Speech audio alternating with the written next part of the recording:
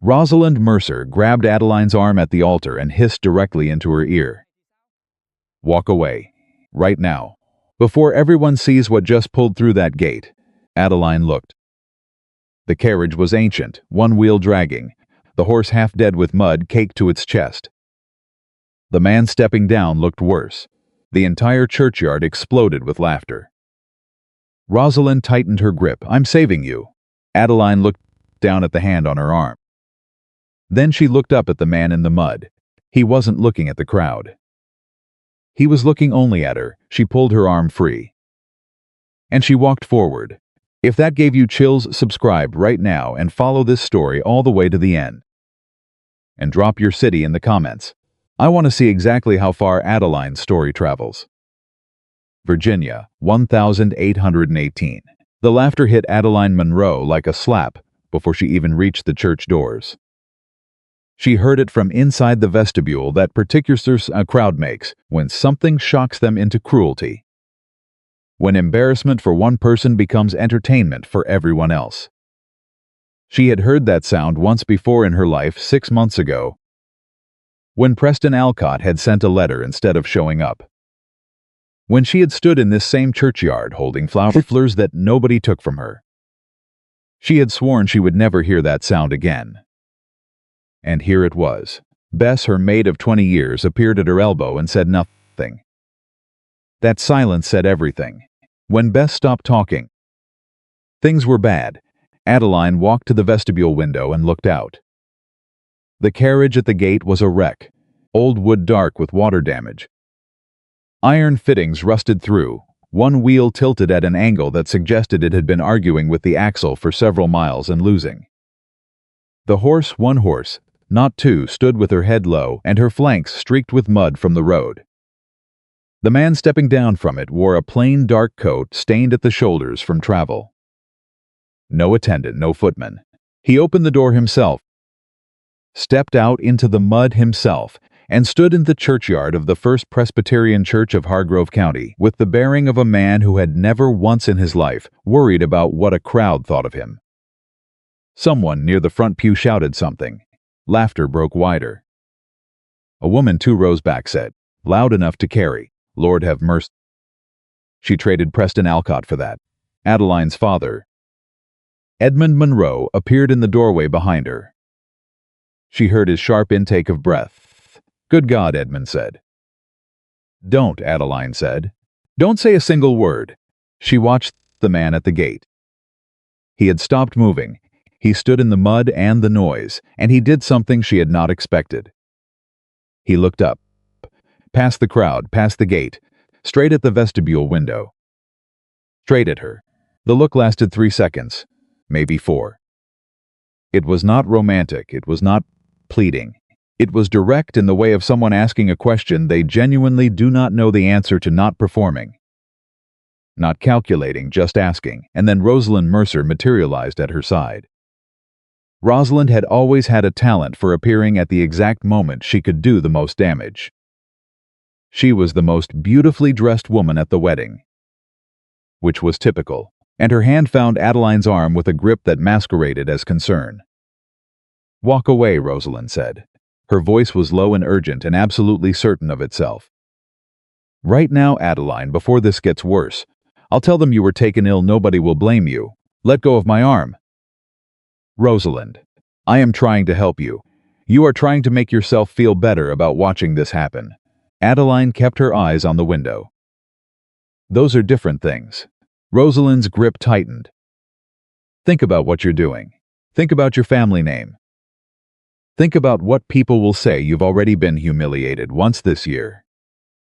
If you walk out there and marry that man, you will never." Rosalind. Adeline turned and looked at her directly for the first time. "If you do not take your hand off my arm in the next 2 seconds, I will remove it for you, and I will do it where everyone can see." Rosalind released her. Adeline straightened her veil, turned to Bess. "Is the Reverend ready?" Bess's face did the thing it did when she was trying not to smile. "Yes, ma'am." "Good." She walked out of the vestibule and into the churchyard. The laughter didn't stop when she appeared. If anything, it shifted. Changed pitch people who had been laughing at the carriage were now watching with the sharp attention of an audience that senses something unexpected is about to happen. Adeline kept her chin level and her pace steady, and she did not look at any of them. She looked at him. Up close, he was taller than the window had suggested. Broader. The travel-stained coat sat on a frame that spoke of real physical work, not the performance of it. His face was weathered in a way that had nothing to do with age, more like a man who had spent years outdoors doing things that mattered. And the sun and wind had simply taken note of it.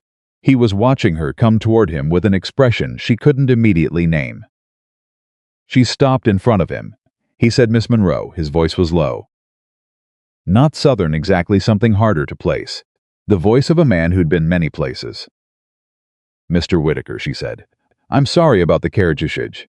He said it without embarrassment, which was somehow more interesting than if he had. The roads from the Shenandoah were worse than expected. "It doesn't matter. The mud on the coat." "It doesn't matter," she said again. She held out her hand. He looked at her hand. Then at her face, that same direct, unguarded look from the window. He took her hand.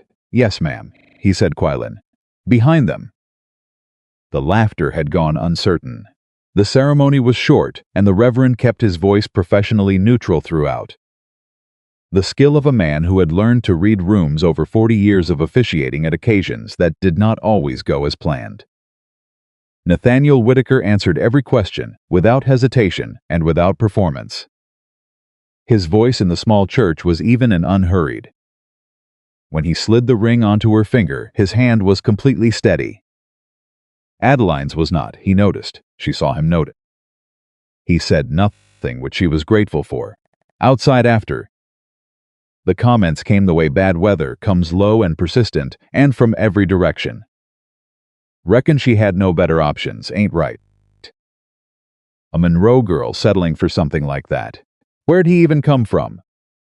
Nobody knows his people."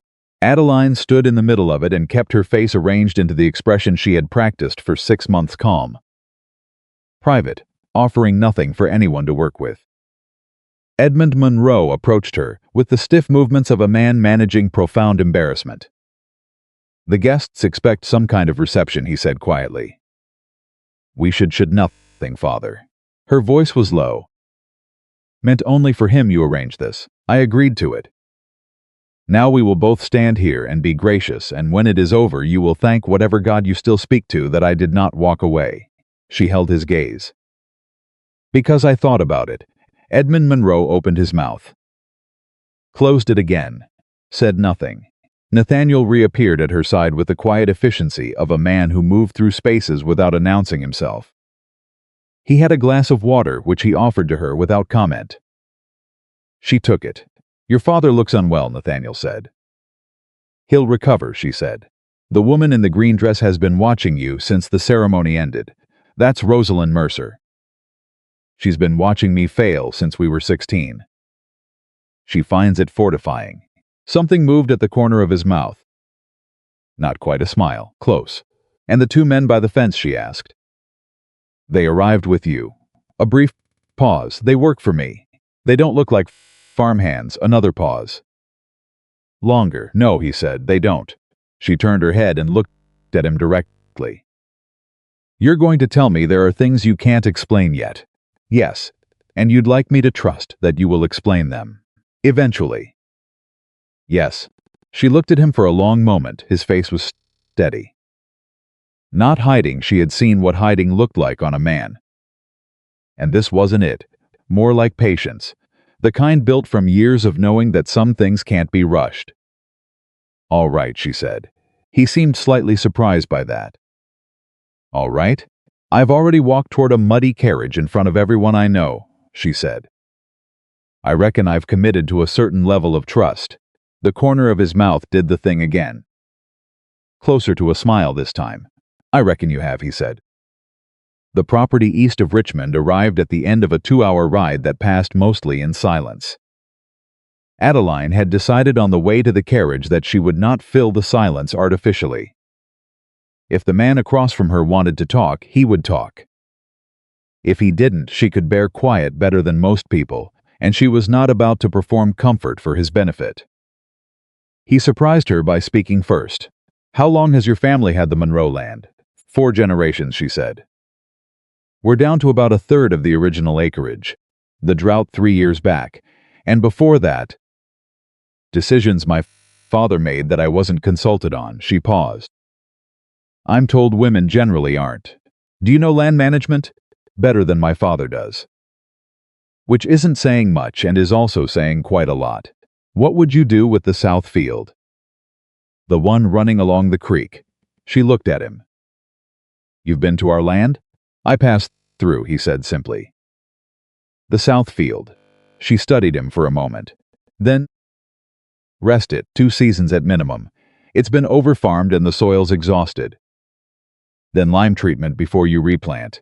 And fix the drainage on the east side of the creek or the next flood takes another 10 feet of good topsoil." She paused. "Why? Because you answered without hesitating," he said. "And you were right." She held, testing me. "Getting to know you," he said. "It can look similar." She turned back to the window. Outside, the Virginia countryside moved in autumn colors, dark trees, pale fields, the occasional farmhouse with smoke rising from stone chimneys. "You're not what I expected," she said. "What did you expect? Someone who needed a wife the way my father needed money." "A transaction," he said. "Yes," she said. "But you're treating it like something else." He was quiet for a moment. When she looked back at him, he was watching her with that considering expression she was beginning to recognize. "What would you like it to be?" he asked. The question was simple, completely without guile. She got the feeling he asked questions exactly the way he meant them, no maneuvering. No trap, just the actual question. "Honest," she said. "Whatever it is, I'd like it to be honest." He held her gaze. "Then I'll tell you this much. I came back to Virginia for reasons that have nothing to do with you." The marriage was, he paused, choosing words carefully. "Necessary, for reasons I'm not ready to explain. But I didn't choose you randomly," he said. "And I didn't choose you as a convenience." She waited. "I asked about you," he said, "before the arrangement was finalized. I spoke to people who knew your family." I was a pause. "I was told you were the kind of woman who ran toward trouble instead of away from it. That when things fell apart, you dealt with them. That you were difficult and particular and honest to a fault." "That's not a flattering description." "No," he agreed. "It's the description I wanted." She looked at him for a long moment. Then she said, "Who are you, Nathaniel Whitaker?" He held her gaze without flinching. "Someone," he said quietly, "who has been a great many things to a great many people. And who would very much like to be simply himself to at least one person." The carriage rolled on. Outside, the light was going gold over the Virginia hills. Adeline looked out the window and thought about the things he had said. And the things he hadn't, and the particular quality of a man's silence that tells you more than his words do. Whitaker House sat at the end of a long road lined with old oaks. Adeline saw it through the carriage window and felt something she had not expected. Relief. Not at the size of it, though it was substantial, a working estate rather than a showpiece. The kind of house built to endure rather than impress. Relief because the land around it was in good order. Because someone had cared for it. Because it looked like a place where things worked. The estate manager, a man named Horace with the posture of a former soldier and the precision of a man who had managed complex things for a long time, came down the front steps as the carriage arrived. He looked at the carriage, kept his face professional. "Mr. Whitaker," Horace said, "you're a day later than expected." "Roads through the Shenandoah," Nathaniel said. Stepping down, he turned and offered Adeline his hand. She took it. "This is Mrs. Whitaker," Nathaniel said. "She'll need the East Suite. Have Mrs. Cole prepare it." "And I'd like Mr. Harrington was here," Horace said. He said it quietly, but something in the way he said it stopped Nathaniel completely. The change was subtle. His posture didn't shift. His expression didn't change. But something behind his eyes went very still in the way of a man who has just received information that confirms something he already feared. When, Nathaniel said 2 days ago, and again yesterday. Horace glanced at Adeline. Then back, he said he would return. I expect he will, Nathaniel said. His voice was absolutely even. Thank you, Horace. He put his hand at the small of Adeline's back briefly, just to guide her toward the steps, and it was such a natural gesture, so completely without self-consciousness, that she was 3 steps up before she registered it had happened. Inside, she stopped and turned to him. Who is Caleb Harrington? She asked. He looked at her. My cousin. And why does his name make your estate manager look like he's swallowed something bad? Nathaniel was quiet for a moment.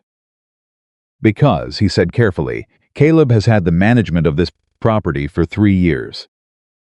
And because I have reason to believe he has used that time poorly. Poorly, she repeated. Disnessly, he amended. She let that sit. He does now. So he'll come, yes. She looked at him squarely. Then we'd better know what we're dealing with before he does. Nathaniel looked at his wife, this woman he had married 6 hours ago, who had walked toward a muddy carriage in front of a laughing crowd, who had told Rosalind Mercer to release her arm with the calm certainty of someone who had never needed anyone's permission, and he made a decision. Come with me, he said. There are things I need to show you. The study was lined on 3 walls with maps. Not decorative maps.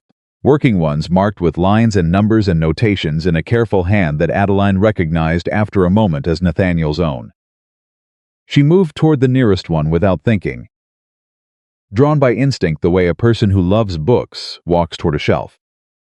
Virginia. But not just the county, the whole state. And beyond it, Maryland, Pennsylvania, farther west. Lines running like rivers across the paper. What are these? She asked. Rail lines, he said. Most of them. He came and stood beside her. And land. The shaded sections. She looked at the shaded sections. There were a great many of them. This is your land, she said. Some of it. She turned her head. He was looking at the map. Not at her. Nathaniel. How much? She said slowly. Do you actually own? He was quiet for 3 full seconds. More, he said, than most people in Virginia suspect. Or most people in the country, for that matter. She held his gaze. And Caleb has been managing it. Managing it, he said. And helping himself to portions of it. I've been tracking it for 8 months from a distance. The actual extent of what he's taken, he paused. I need to be here, with access to the original records to establish the full picture. And the records are here, the real ones. Yes, Caleb will have copies, altered copies. He'll use them if he needs to. He looked at her directly. This is why I needed to return before he knew I was coming. And why the carriage was deliberately unremarkable, she said. He nodded. She turned back to the maps. Virginia spread across the wall in front of her, covered in Nathaniel Whitaker's careful marks, and she thought about the wedding morning, the laughter, the mud, Rosalind's grip on her arm, and she thought about what it meant. All of it. You let them laugh at you on purpose, she said. It served a purpose, Sodai. She kept her voice flat. Serve a purpose. A pod. I am not angry, she said carefully. I want to be clear about that. I walked into this with open eyes. And you have not lied to me. She turned to face him. But I am going to say this once, and I'd like you to hear it properly. He waited. I am not a piece on your board, she said. I am not a cover story, and I am not a prop. If I am to be your wife in any real sense of that word, then I am a partner. I see what you show me, I hear what you tell me, and I am part of what happens next. She held his gaze. Or I am a woman in the East Suite who keeps your house and stays out of your way. And we can both decide right now which of those arrangements we actually want. The room was very quiet. Nathaniel Whitaker looked at his wife of 6 hours. And then he did something she had not expected from a man like him. He said, "You're right. I owe you more than I've given you. And tried again. I'd like a partner. If you're willing." "I'm willing." she said. Don't make me regret it. She turned back to the maps. Now, she said, show me everything. Caleb Harrington arrived on Thursday morning without warning. Adeline was in the east pasture with the farmhand named Cooper. Walking the fence line she had identified 2 days earlier as in need of repair. When she heard the horses on the main road, 3 riders, moving with the particular purposeful speed of people who believe they have the right to arrive anywhere unannounced. She walked back to the house at her own pace, not hurrying. Cooper said quietly, "Ma'am, you know who that is? I have a good idea," she said. "Keep working the fence." Horace met her at the kitchen door with an expression that had collapsed most of its professional composure. "Mr. Harrington," he said, "I heard." She pulled off her work gloves. "Where is he?" "The front hall." "In the study," she said. "Yes, where are Harrington's men? Front drive, keep 'em there." She handed Horace her gloves.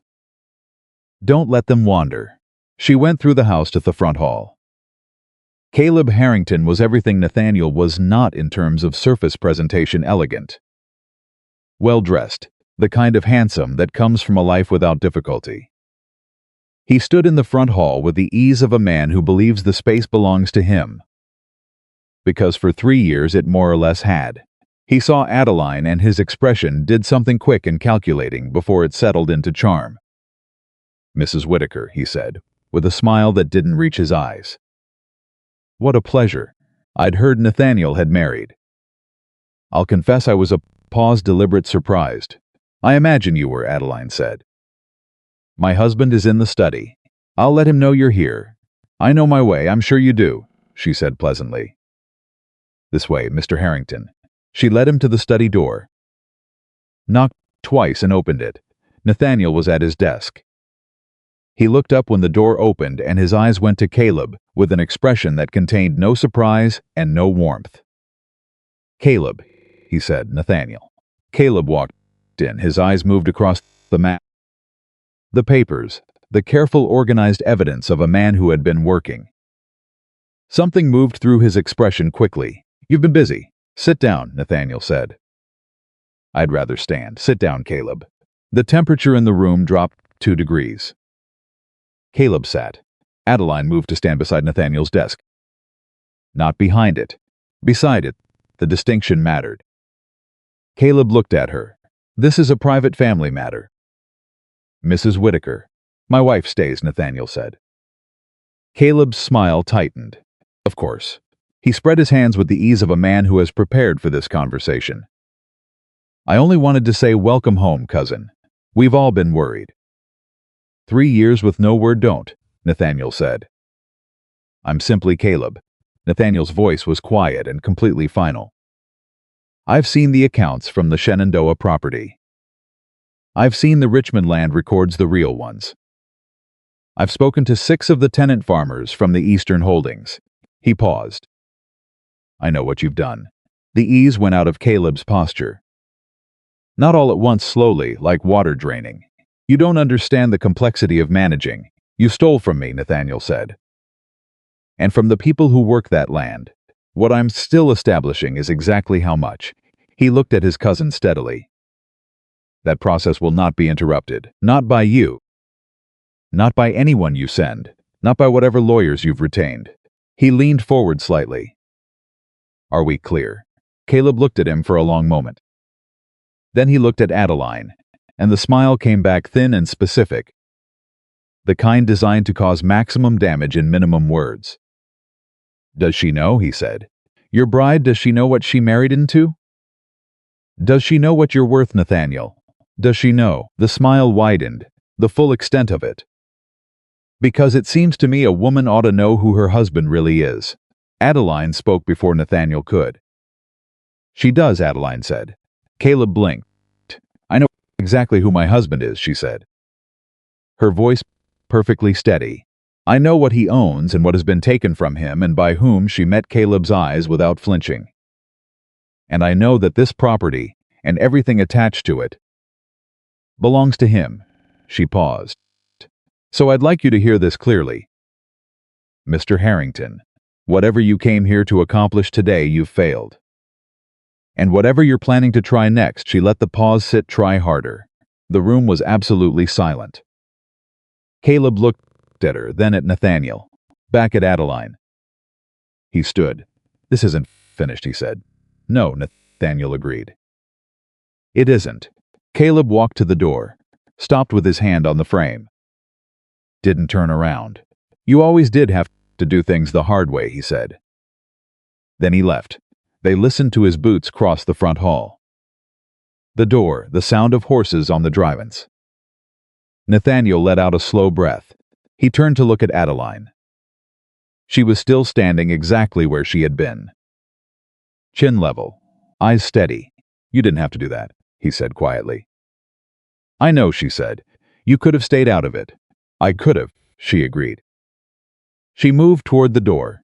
I didn't want to. She stopped in the doorway. Half turned. Nathaniel. Yes. He'll come back with something worse than words. Yeah. He will. She nodded once. Then we'd better be ready, she walked out. Nathaniel stood in the study surrounded by maps and records, and the evidence of everything that had been taken from him. And he thought about a woman walking toward a muddy carriage while an entire churchyard laughed. And about what it meant, truly meant that she was still walking forward. He turned back to his desk. There was work to do. The morning after Caleb left, Adeline found the first letter. It was sitting on the kitchen table when she came down before sunrise. Still sealed, addressed to Nathaniel in a handwriting she didn't recognize, sharp and angular. The kind of script that looked like it had been written in anger. Horace was standing nearby with his hands clasped behind his back, and the expression of a man who had already decided something was not his problem to solve. When did this arrive? Adeline asked. Last night, Horace said. After midnight. Who brought it? One of Harrington's men. He didn't knock. Mrs. Cole found it this morning. Adeline picked it up. Turned it over. The seal was plain wax, no stamp. Where is my husband? Ma'am, he's been out since 4. She took the letter and went to find him. Nathaniel was exactly where Horace said, standing in the east barn doorway with a cup of coffee that had gone cold, talking to Cooper about the drainage problem in the south field. He looked up when she appeared, and his eyes went immediately to the letter in her hand. It came after midnight, she said, and held it out. He set down the coffee, took the letter, broke the seal, and read it standing there in the barn doorway with the early light coming in flat and gray behind him. And she watched his face the way she had learned to watch it for the things that moved through it quickly. The things he controlled before they became readable. Something moved. He controlled it. He folded the letter and put it in his coat pocket. What does it say? She asked. That Caleb has filed a legal claim, Nathaniel said. Against the Eastern Holdings. He's asserting that my absence constituted abandonment of the properties, and that his management over 3 years established legal custodial rights. Cooper, standing 2 feet away, said Lord Almighty under his breath. Can he do that? Adeline asked. He's already done it, Nathaniel said. The question is whether it holds. He looked at her directly. It won't. But it will take time to prove it, and in the meantime he'll use that claim to restrict my access to the records he controls. Which records? The Richmond Deed Office. 3 properties in the Shenandoah. And the rail investment documents, the ones that establish the Eastern Corridor. He paused. Without those documents, what I can prove is significantly smaller than what I actually own. Adeline was quiet for a moment. So he's not trying to win, she said slowly. He's trying to slow you down. Nathaniel looked at her. Yes. Long enough to move what he's taken somewhere you can't reach it. Yes. Then we don't have weeks, she said. We have days. Possibly less. She turned to Cooper. Who in this county do you trust absolutely? Cooper blinked. He hadn't expected to be asked. Men who can ride. Men who keep their mouths shut. Men who won't tell Caleb Harrington where they've been or what they've carried. She looked at him steadily. Do you know any? Cooper straightened slowly. I might know 3 or 4. Find them today, she said. Don't go through the main road. She turned back to Nathaniel. He was looking at her with that expression she had first seen through the church window, the one she still hadn't found the right word for. Not surprise exactly. Something closer to recognition. "Adeline," he said. "You said you wanted a partner," she said. "Tell me what we need first." What they needed first was a lawyer who wasn't Caleb's. The problem was that in Hargrove County in 1818, most of the men with legal training had at some point done business with the Harrington family. Because the Harrington family had spent 3 years making themselves useful to as many people as possible, a strategy Adeline recognized immediately as deliberate.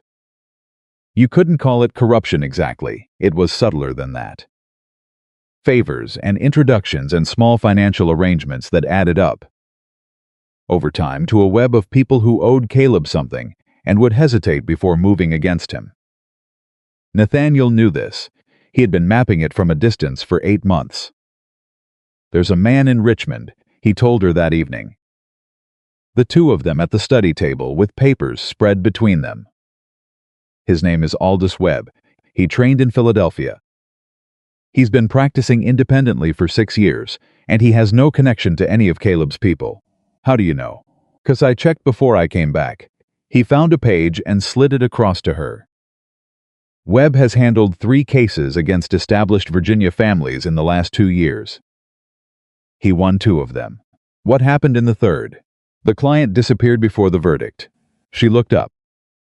"Not dead," Nathaniel said quickly. "Paid off.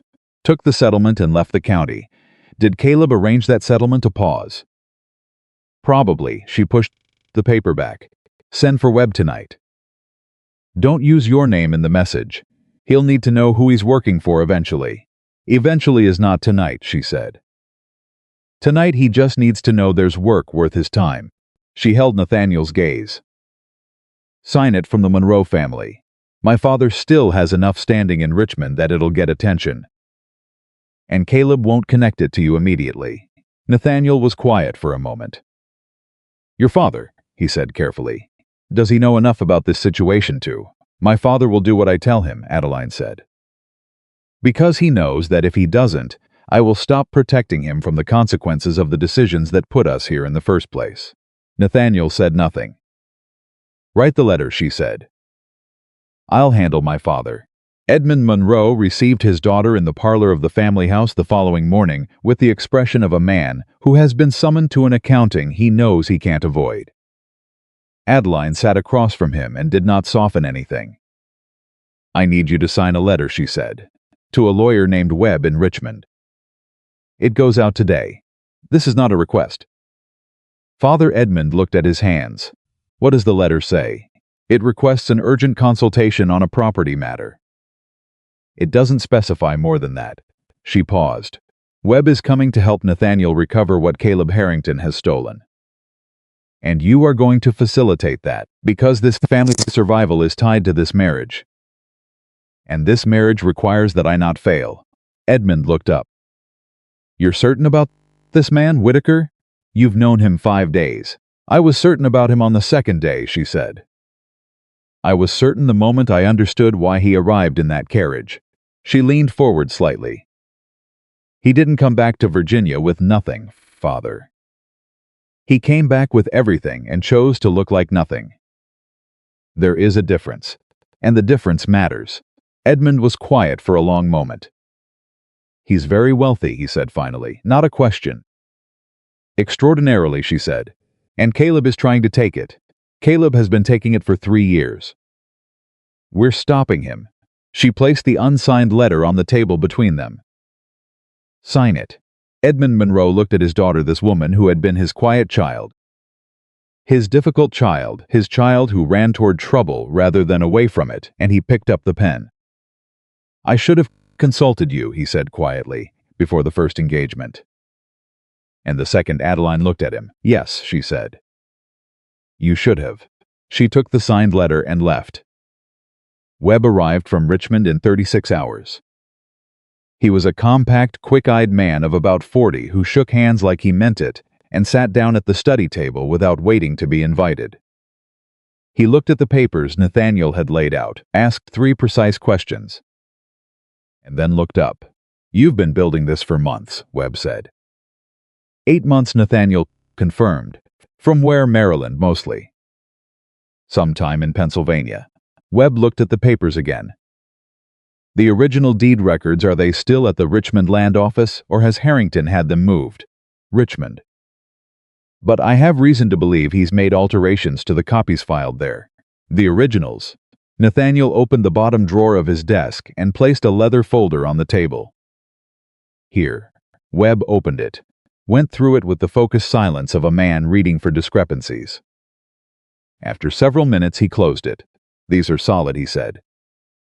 The alterations he's made to the copies will be detectable by comparison. He looked at Nathaniel. This can be won, but the custodial claim he's filed is going to require a hearing. And a hearing takes time, and time is what he's buying. How much time? Adeline asked. Webb looked at her. She had been sitting at the far end of the table, and he seemed to register for the first time that she had been following every word. 6 weeks minimum, possibly 12. What happens to the Eastern holdings during that time? They're effectively frozen. He can't sell them, neither can Whitaker, pending the hearing. And the rail investment documents? Webb paused. Those are separate. They're not covered by the custodial claim. Adeline looked at Nathaniel. That's what he's really after. Nathaniel nodded slowly. The rail corridor, Webb said, picking it up. If Harrington gets his hands on those investment documents before the hearing, he doesn't contest the land, Adeline said. He sells the rail rights. By the time the hearing happens, the rail investment is already in someone else's name, and the land is worth half what it was. She looked at Nathaniel. Where are those documents? They should be in the Richmond Trust office, Nathaniel said. Filed under the Whitaker family account. Should be, Webb said carefully. The two words landed like stones. Nathaniel looked at Webb. When did you last confirm their location? I haven't, Webb said. I'd need to check with the trust office directly. He was already standing. I can ride back tonight, go, Nathaniel said. Webb was out the door in under 3 minutes. The room went quiet. Adeline looked at the papers on the table, at the maps on the walls, at all the careful documented evidence of a fortune being methodically dismantled by a man who had simply waited for the right opportunity. He's been planning this longer than 3 years, she said. Nathaniel was very still. Yes, this started before you left Virginia. A pause that lasted too long. Nathaniel. He looked at her, and this time the thing behind his eyes didn't pass quickly, it stayed. Something old and specific that she recognized the shape of, because she had carried something like it herself for 6 months. Why did you really leave? She asked, quietly. He was quiet for a very long time. Then my father died 18 months before I left. Left everything to me. He moved to the window, stood with his back to her. Caleb expected to share in it. We were close, or I believed we were. I told him things. About the investments, the land. The plans for the rail corridor. He paused. I trusted him. And he used it. He started making arrangements. Small ones at first. Moving money between accounts. Conversations with land agents I hadn't authorized. When I confronted him, he denied everything and said I was grieving and not thinking clearly. Another pause. He was very convincing. He had always been very convincing. But you knew, she said. I knew. His voice was flat, and I couldn't prove it. And the people who might have helped me were people he had already cultivated. He turned then. Faced her. I left because staying meant watching him take things and not being able to stop it. I thought if I disappeared, if he believed I was gone for good, he would settle. Take what he had and leave the rest. But he took everything he could reach, she said. Yes. And now you're back, and he knows the game has changed. Yes, she looked at him for a long moment. Who else knows what you're worth, she asked. Beyond Caleb. Beyond Horace and Webb. A handful of bankers. 2 men in Philadelphia paused. My mother knew. She died 2 years ago. No one in Hargrove County, no one. She absorbed this. Rosalind Mercer's family has connections to the Richmond banking community, she said. Her father knows every financial arrangement in this county. If Caleb has been talking to anyone locally about the rail documents, Rosalind would know, Nathaniel said. Or could find out. He looked at her. You want to go to her. I want to know what she knows, Adeline said. Those are different things. She doesn't like you. No, Adeline agreed. But she's curious about me. And about you, and curiosity is easier to work with than friendship. She paused. Let me talk to her. You have Webb checking the trust office. You have Cooper's men watching the road. What else do we have? She held his gaze. Let me be useful. He studied her face for a long moment. She'll try to use whatever you tell her, he said. I know, she said simply. I'm counting on it. She sent a note to Rosalind that afternoon and received a reply within 2 hours faster than was entirely dignified, which told Adeline everything she needed to know about how curious Rosalind actually was. They met at the Mercer house the following day. Rosalind received her in the front parlor with the elaborate casualness of a woman who had spent an hour preparing to look unprepared, and offered tea with the graciousness of someone doing a small favor for a lesser person. Adeline accepted the tea and sat down and waited. Rosalind lasted approximately 45 seconds before she said, So, how interesting, Adeline said. I imagine it must be. Rosalind stirred her tea with the careful precision of someone who has thoughts they're deciding whether to share. He's not what anyone expected. No, he's been out 3 mornings this week working alongside the farmhands. People, Adeline said. Rosalind looked up. Is it? For a man of position? What position do you think he holds? Adeline asked. The question landed gently. Rosalind's eyes sharpened. That's why you're here, Rosalind said. Not accusation realization. You're not here to visit. You want to know what people are saying about him. I want to know what Caleb Harrington has been saying about him, Adeline said. There's a difference. A beat of silence. Caleb has been very busy lately, Rosalind said carefully. Doing what? Talking to people. My father had lunch with him last week. She set down her teacup. Caleb told my father that Nathaniel has returned in an unstable condition, that his time away affected his judgment, that there may be questions about his fitness to manage his own affairs. The words hit like cold water. He's setting up a competency challenge, Adeline said. My father seemed to think. Your father should think more carefully about who he's having lunch with. Adeline kept her voice even. Caleb Harrington has been systematically stealing from his cousin for 3 years. The legal claim he filed this week is a delay tactic. The competency story is a backup plan if the courts don't give him time. He'll try to have Nathaniel removed from his own affairs entirely. Rosalind stared at her. How do you know all of this? She said. Because my husband told me, Adeline said. Because we talked. Rosalind was quiet for a moment. Something moved through her expression that Adeline had not seen there before, something less comfortable than certainty. Adeline, she said carefully, if what you're saying is true, then Caleb is going to come after you too, Rosalind said. A competency challenge would include casting doubt on the marriage. On whether, she stopped, on whether you were a willing party or whether Nathaniel manipulated a woman in a weakened position into a legal arrangement that benefits him. The room was very quiet. He'll use the first engagement, Adeline said. Preston leaving. Make me look desperate. Make it look like I married anything that offered. Yes, Rosalind said softly. Adeline looked at her. And your father will be asked to testify to that narrative. I imagine. Given that he was at the wedding and can speak to how things appeared. A long pause. He might, Rosalind said. Rosalind, Adeline set down her own cup. Leaned forward slightly. I need to know if those rail investment documents have been moved. Nathaniel has a man in Richmond checking the trust office. But if Caleb has connections at that office, if the documents are already gone, I need to know before Webb gets there and finds nothing. Rosalind looked at her for a long moment. Why would I help you? She said, not unkindly, just directly. Because you are not a cruel person, Adeline said. You have been a cowardly one.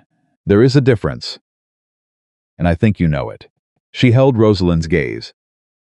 You held my arm at that wedding and told me to walk away. I don't think you did it to be cruel. I think you did it because you genuinely believed you were saving me from something." She paused. "I'm asking you now to save something else. If Caleb wins this, if he destroys Nathaniel and walks away with that fortune, every person in this county who owes him a favor becomes a person who helped it happen." Rosalind was very still. "Including my father," she said quietly. "Including your father," Adeline said. The clock on the Mercer parlor mantel ticked 8 times in silence. Then Rosalind stood. "Wait," she said. She was gone for 11 minutes. When she came back, she was carrying a small folded note. "My father received this 2 days ago," she said, "from a man at the Richmond Trust office. He was asked to be aware of certain documents, in case they needed to be redirected." Adeline unfolded the note. "Read it, looked up. They're already moving them," she said. "Tonight," Rosalind said quietly.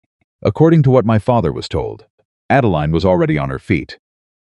She rode back to Whitaker House faster than was safe on the afternoon roads and came through the front door still in her riding clothes to find Nathaniel in the study with Cooper and 2 of Cooper's men. All of them standing over the table with the grave posture of people who have just received bad news and are calculating what to do about it. Nathaniel looked up when she came in. She held up the note. "Tonight," she said. "He's moving the rail documents tonight." Nathaniel's face went very still. How Rosalind Mercer's father was contacted by someone at the trust office. She placed the note on the table. "Caleb got to the trust office ahead of Webb. He has someone inside." Nathaniel read the note. Once. Then again. He looked at Cooper. "Can you get men to Richmond by tonight?" he asked. 4 hours ride, Cooper said. "If they leave now, then leave now," Nathaniel said. He looked at his 2 riders. "You're looking for a man named Gideon Park at the trust office. Junior clerk, been there 4 years. You find him before he leaves tonight. You don't threaten him. You don't touch him." He reached into the desk drawer and placed a sealed envelope on the table. "You give him this." Cooper's men looked at the envelope. "What's in it?" Cooper asked. "A description of what he's about to be part of," Nathaniel said. "And what it will cost him." He held Cooper's gaze. "He's not a bad man. He's a frightened one. Give him a reason to be frightened of the right thing." Cooper nodded. His men took the envelope and were gone within 3 minutes. Adeline stood across the table from Nathaniel. "Webb," she said. "I've sent a rider. He'll reach the trust office before Webb does and change the approach. If Park has already moved the documents, then we need to know where they've been taken," Nathaniel said. "Which is why I need Caleb to believe tonight went according to his plan." She looked at him. "You're going to let him think he succeeded, long enough to find out where he's put them." He met her eyes. "Can you get word to your father tonight? Tell him nothing has changed. That the Whitaker situation is still in flux, that it might be wise to hold off on any response to Caleb's requests. You want to keep my father neutral. I want Caleb to believe his support network is intact," Nathaniel said. "The moment Caleb knows we're onto him, he stops moving and goes to ground.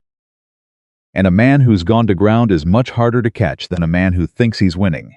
Adeline absorbed this. "You've thought about this a great deal," she said. "For 8 months," he said. "But I didn't." He stopped. "What?" He looked at her across the table, the paper between them. The maps on the walls. 8 months of planning and all the things he had done alone. "I didn't have anyone to think alongside," he said. She held his gaze for a moment, then write the message to Webb. "I'll go to my father."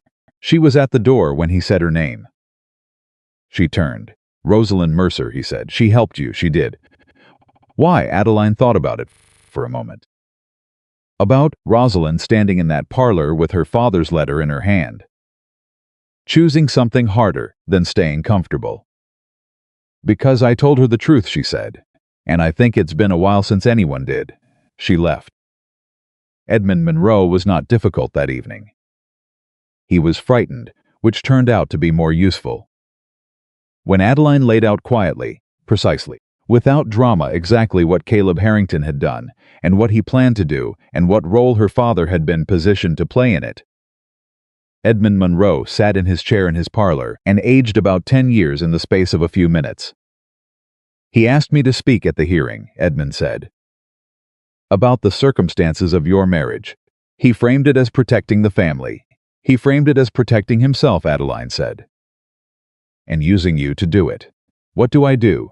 he said. And for the first time in as long as she could remember, he sounded like a man who was genuinely asking rather than performing confusion as a way of avoiding responsibility. "Nothing," she said. "Tell Caleb nothing has changed. Agree to nothing new. Give him no reason to think the ground has shifted." She paused. "Can you do that?" "Yes," Edmund said, "Father." She waited until he looked at her. "I need you to hold for 2 more days. After that, this is finished one way or another." Edmund looked at his daughter, this woman he had handled badly and underestimated and sold.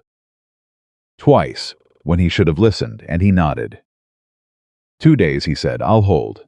Webb's rider arrived back at Whitaker House at 11 that night. Adeline was still at the study table when Nathaniel came through the door with the message. He read it standing up. She watched his face. Something shifted. Not relief, something more complex than relief. "Park didn't move the documents," he said. She sat up straighter. "What?" "He got our message and he held." Nathaniel set the paper on the table.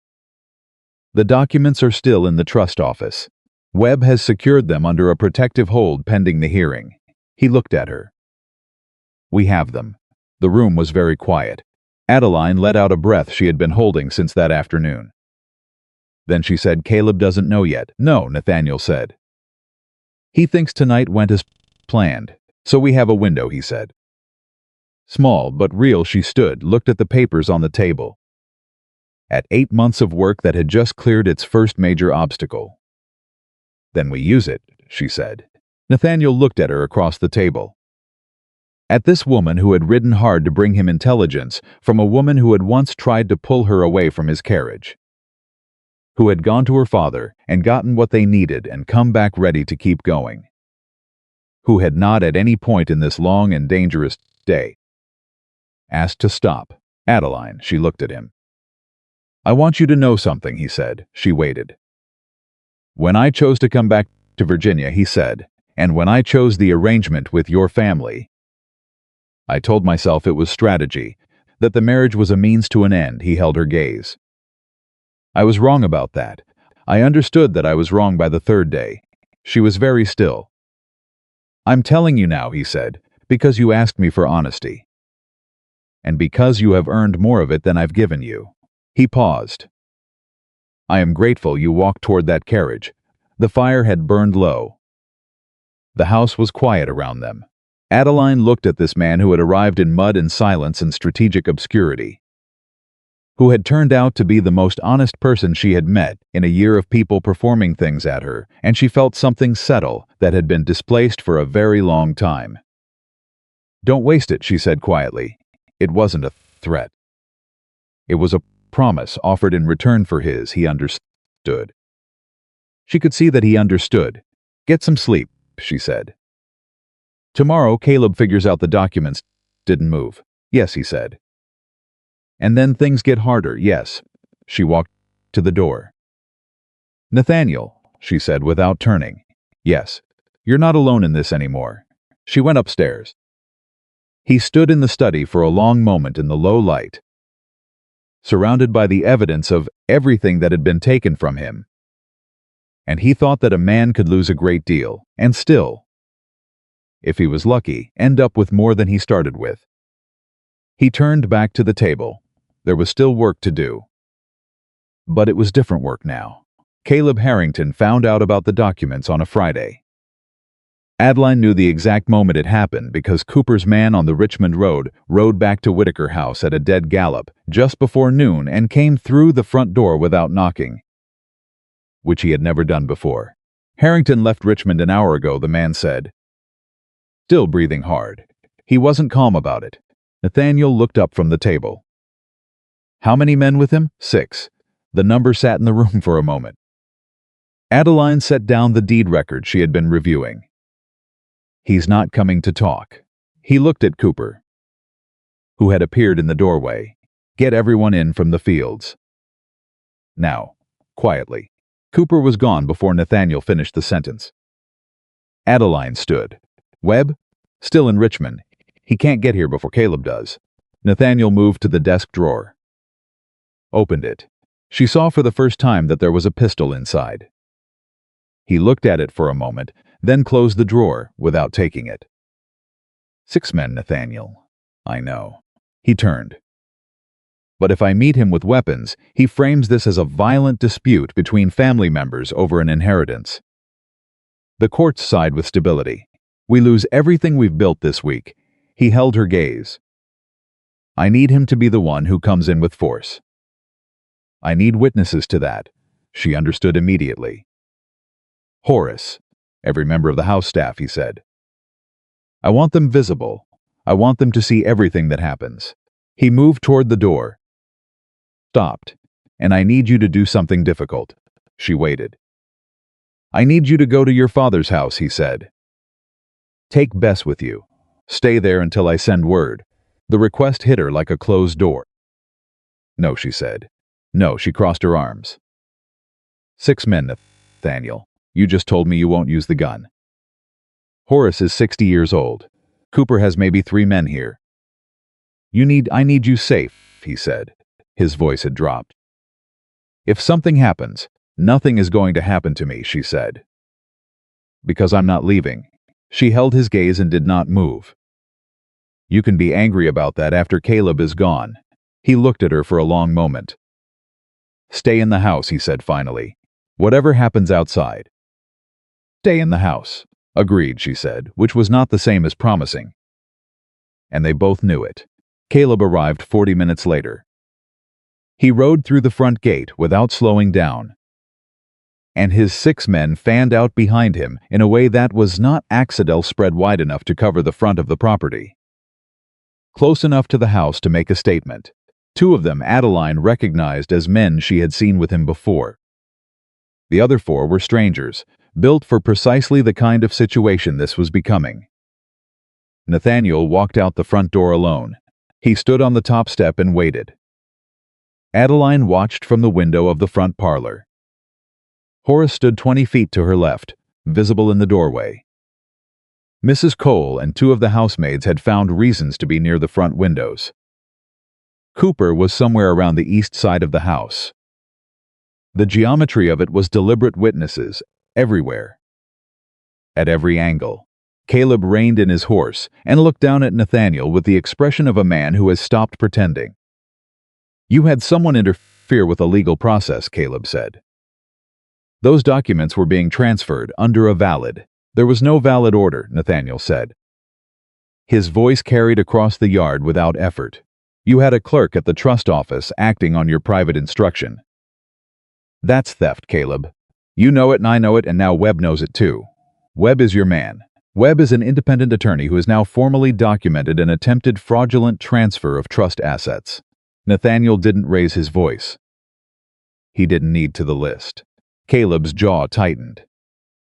You think a list stops anything? You've been gone 3 years. You walked back into this county in a broken-down carriage with nothing but a stack of old papers and a woman you barely know. Nobody here is going to. Look around you, Nathaniel said quietly. Caleb stopped. Look at who's watching this, Nathaniel said. My staff, my workers, men who have been on this land for 20 years, he paused. You rode in here with hired muscle and you're raising your voice in my yard. That's what people are going to remember. Caleb looked around. Slowly, taking in Horace in the doorway, Cooper's men emerging unhurried from around the east side. The faces at windows, the farmhands who had come in from the fields and were standing at the fence line with the stillness of people who had seen a great deal and were seeing more now. Something shifted in his face. Not retreat, something more dangerous than that. The recalculation of a man who realizes the ground he's on is less solid than he believed, and is already looking for different ground.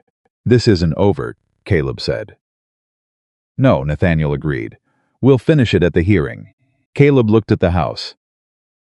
At the front window where Adeline was standing. He looked at her for a long moment. Then he turned his horse and rode out. His 6 men followed. The yard went quiet. Nathaniel stood on the front step for a moment without moving. Then he turned, came inside, walked past Adeline without stopping, went directly to the study and sat down in his chair. She followed him. He was sitting with both hands flat on the table, looking at nothing, doing the internal accounting of a man who has just won a small thing and knows exactly how much larger the next fight will be. He looked at me, she said, before he left. I know, he's going to use me, I know. Nathaniel looked up. He's going to file something before the hearing. Something that challenges you, specifically your mental state. Your willingness, your understanding of what you were agreeing to when you married me. He held her gaze. He's going to try to make you the weapon against me. She sat down. Thought about it clearly, and without panic, the way she had learned to think about things that frightened her. What does he need to prove? That you were coerced, or deceived, or that you're incompetent to have made the decision? He paused. Any of those, if believed, makes the marriage challengeable. And a challengeable marriage makes my return to Virginia look like a legal maneuver rather than a legitimate homecoming. And if the marriage is suspect, the custodial claim becomes stronger. I lose standing. He gains time. Nathaniel's voice was completely even, and she had come to understand that the evenness was the most serious sign. It meant he was managing something that wanted very badly to come apart. He will talk to people. He'll start with people who were at the wedding. Rosalind. She thought immediately. And then Preston Alcott. She looked at Nathaniel. Preston Alcott will speak against me. Almost certainly. He'll say I was desperate. That I would have married anyone. She heard the words as they would sound, the pattern of them. The way they would land in a formal proceeding. That when you appeared in that carriage, I had no real choice. Yes. Can Webb counter that? With your testimony. And with documentation of the arrangement being made through legitimate channels. He paused. But testimony can be attacked. Character witnesses can be contradicted. He looked at her steadily. Adeline, I need to ask you something, and I need you to answer honestly. All right. Is there anything in your history, your behavior, your personal life that Caleb could find and use to make that picture convincing? Anything that could be framed as instability, desperation, recklessness? She thought about it, truly thought about it. Without defensiveness. 6 months of grief, she said. After Preston, I didn't leave the house for 3 weeks. I lost weight. She paused. I was not well for... Who knew that? My father. Bess. Rosalind. She stopped on that name. Rosalind saw it. She visited twice. She met as I wasn't myself. Nathaniel was quiet. She helped us, Adeline said. 2 days ago she helped us. She helped us when it cost her nothing significant, Nathaniel said. Not cruelly. Just precisely. If Caleb approaches her with pressure or with an alternative that protects her father's interests, she'll have to choose, Adeline said. Yes. The silence between them had a different quality now. Heavier. I'll go to, Adeline said. Before Caleb does. She stood. I go tonight before he has a chance to reach her first. She looked at Nathaniel. I know what to say to her. What if she's already decided? Then I'll know that too, she said. And we plan accordingly. She moved to the door, stopped. You said he's going to file something before the hearing. How long do we have? Webb thinks 4 days. Maybe 5. She nodded. Then I need to be in that parlor tonight, she said. And you need to be on the road to Richmond tomorrow. For what? Preston Alcott, she said. Nathaniel stared at her. You want me to go to the man who abandoned you at the altar. I want you to go to the man who, whatever his personal failings, was raised in a family that values its reputation above everything else. She held his gaze. If Caleb approaches Preston to testify against me, Preston's family looks like they're publicly attacking a woman they already rejected. That's not a story the Alcotts want told. She paused. Make sure Preston understands that. Nathaniel looked at her for a long moment. "You've been thinking about this for longer than the last hour," he said. Since Caleb rode out the gate, she said, "Go get some sleep. Tomorrow's going to be long." Rosalind Mercer received her that evening with less performance than last time. The elaborate casualness was gone.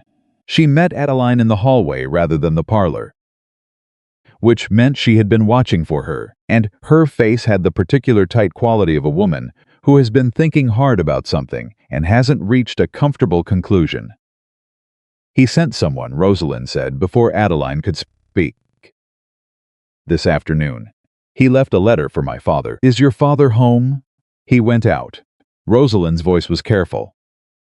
Conveniently, they looked at each other in the hallway.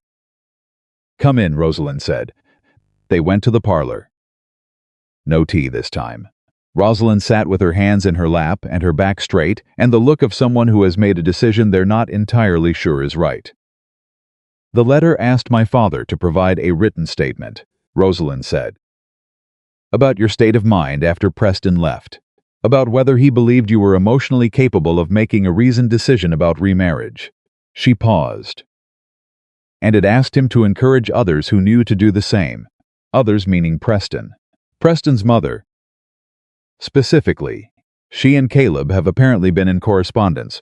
Rosalind's jaw tightened slightly. "For longer than any of this should have required. She was talking to Caleb before he came back," Adeline said. "Not a question." Rosalind looked at her hands. "Adeline, I need to ask you something." "Ask." "Is he truly stopped?" Chose her words. "Is Nathaniel Whitaker truly what you're saying he is? Not the carriage, not the clothes. What he actually has. What he actually is.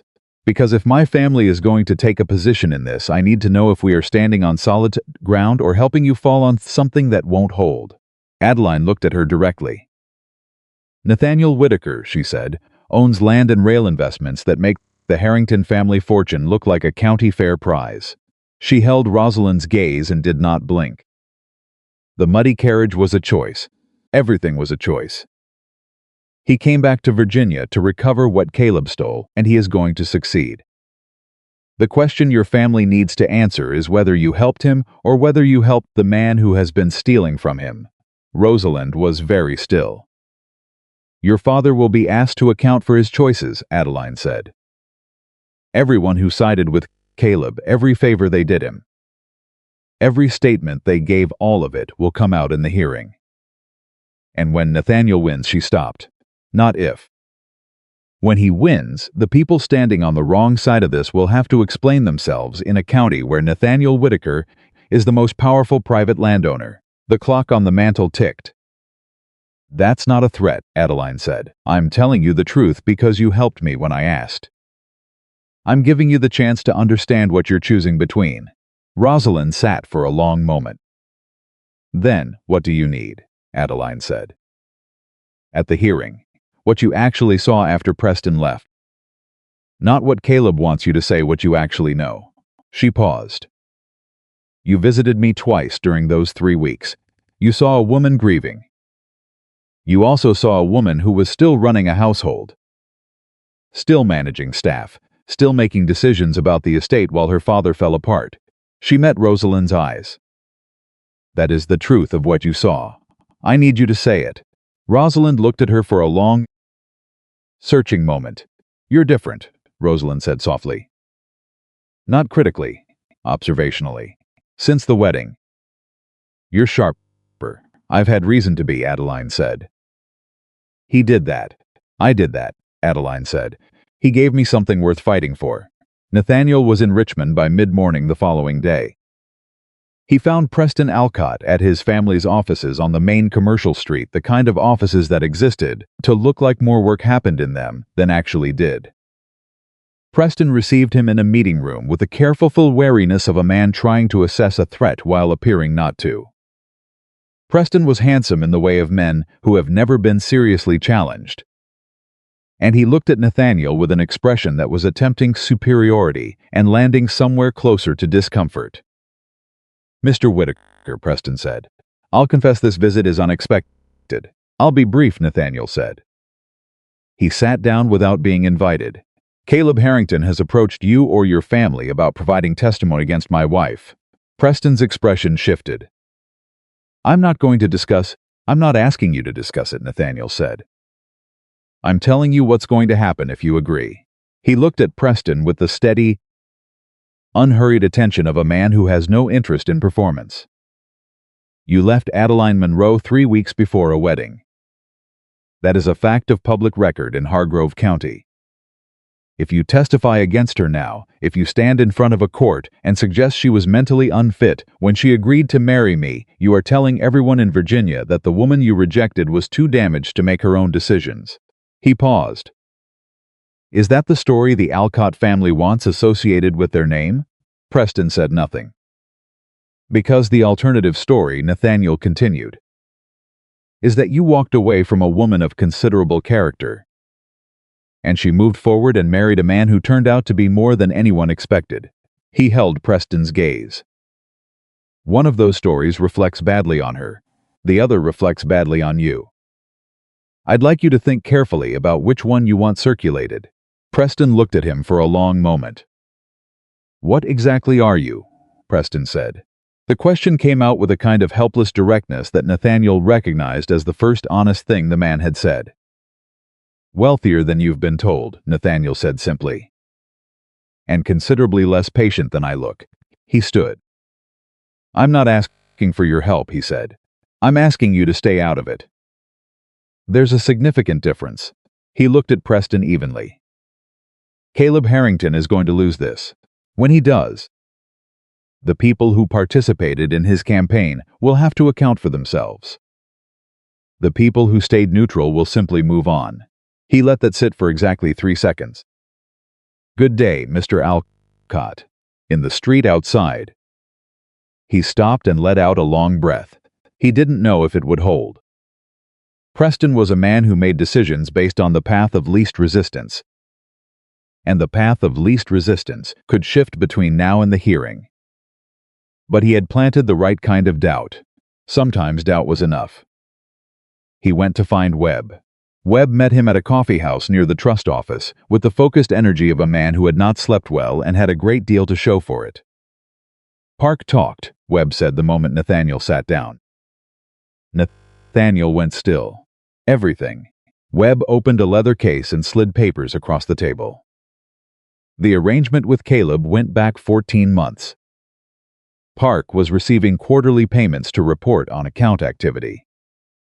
Flag any inquiries about Whitaker family assets, and when the time came, facilitate the transfer. He paused. And this is the part that changes things. He kept records. Nathaniel looked at him. He kept his own records, Webb said, of every payment.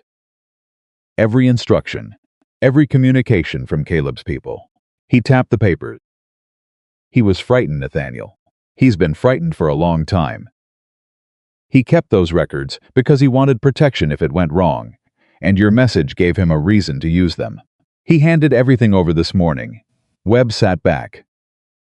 This isn't just a custodial dispute anymore. This is documented financial fraud. Criminal fraud. The hearing isn't going to settle this. A hearing becomes the floor, not the ceiling. Nathaniel looked at the papers.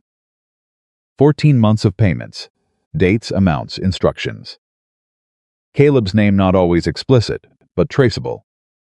Webb was already explaining, through the account numbers and the intermediaries that Park had carefully noted. How solid is it? Nathaniel asked.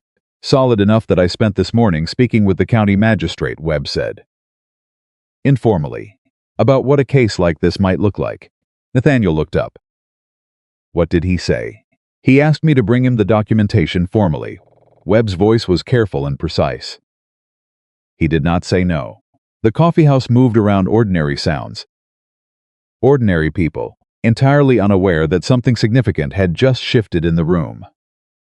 Caleb is filing the competency challenge this week, Nathaniel said. Webb, if he files before we move first, Webb said. Tomorrow morning, I file Park's documentation with the magistrate before Caleb's people reach the court. He held Nathaniel's gaze. But I need you to do something tonight. What? Write a full accounting, Webb said. Everything you know. Everything you observed before you left Virginia 3 years ago. Every suspicious transaction, every unauthorized conversation, every red flag you saw and didn't act on. He paused. Not for the court yet. For me. So I understand the complete picture before I walk into that office tomorrow. Nathaniel nodded. I'll have it to you before morning. Good. Webb closed the leather case. How is your wife? The question came with genuine curiosity. She's the reason we have Rosalind Mercer, Nathaniel said. And possibly Preston Alcott neutralized. Webb stared at him. In 3 days. In 3 days, Nathaniel confirmed. Webb shook his head slowly. You married well, Nathaniel. I know, he said. He rode back to Whitaker House that evening and found Adeline in the study. She was sitting at the table with 3 candles lit and a stack of papers in front of her. Writing in a hand that he had learned was her working hand, faster and smaller than her formal script. The kind that meant she was thinking faster than she was writing. She looked up when he came in. Park talked, he said. She set down the pen. Everything, and he had documentation. Nathaniel sat down across from her. Webb files tomorrow morning before Caleb reaches the court. She absorbed this. Something in her shoulders eased barely, almost imperceptibly. But he saw it. Preston? I don't know yet.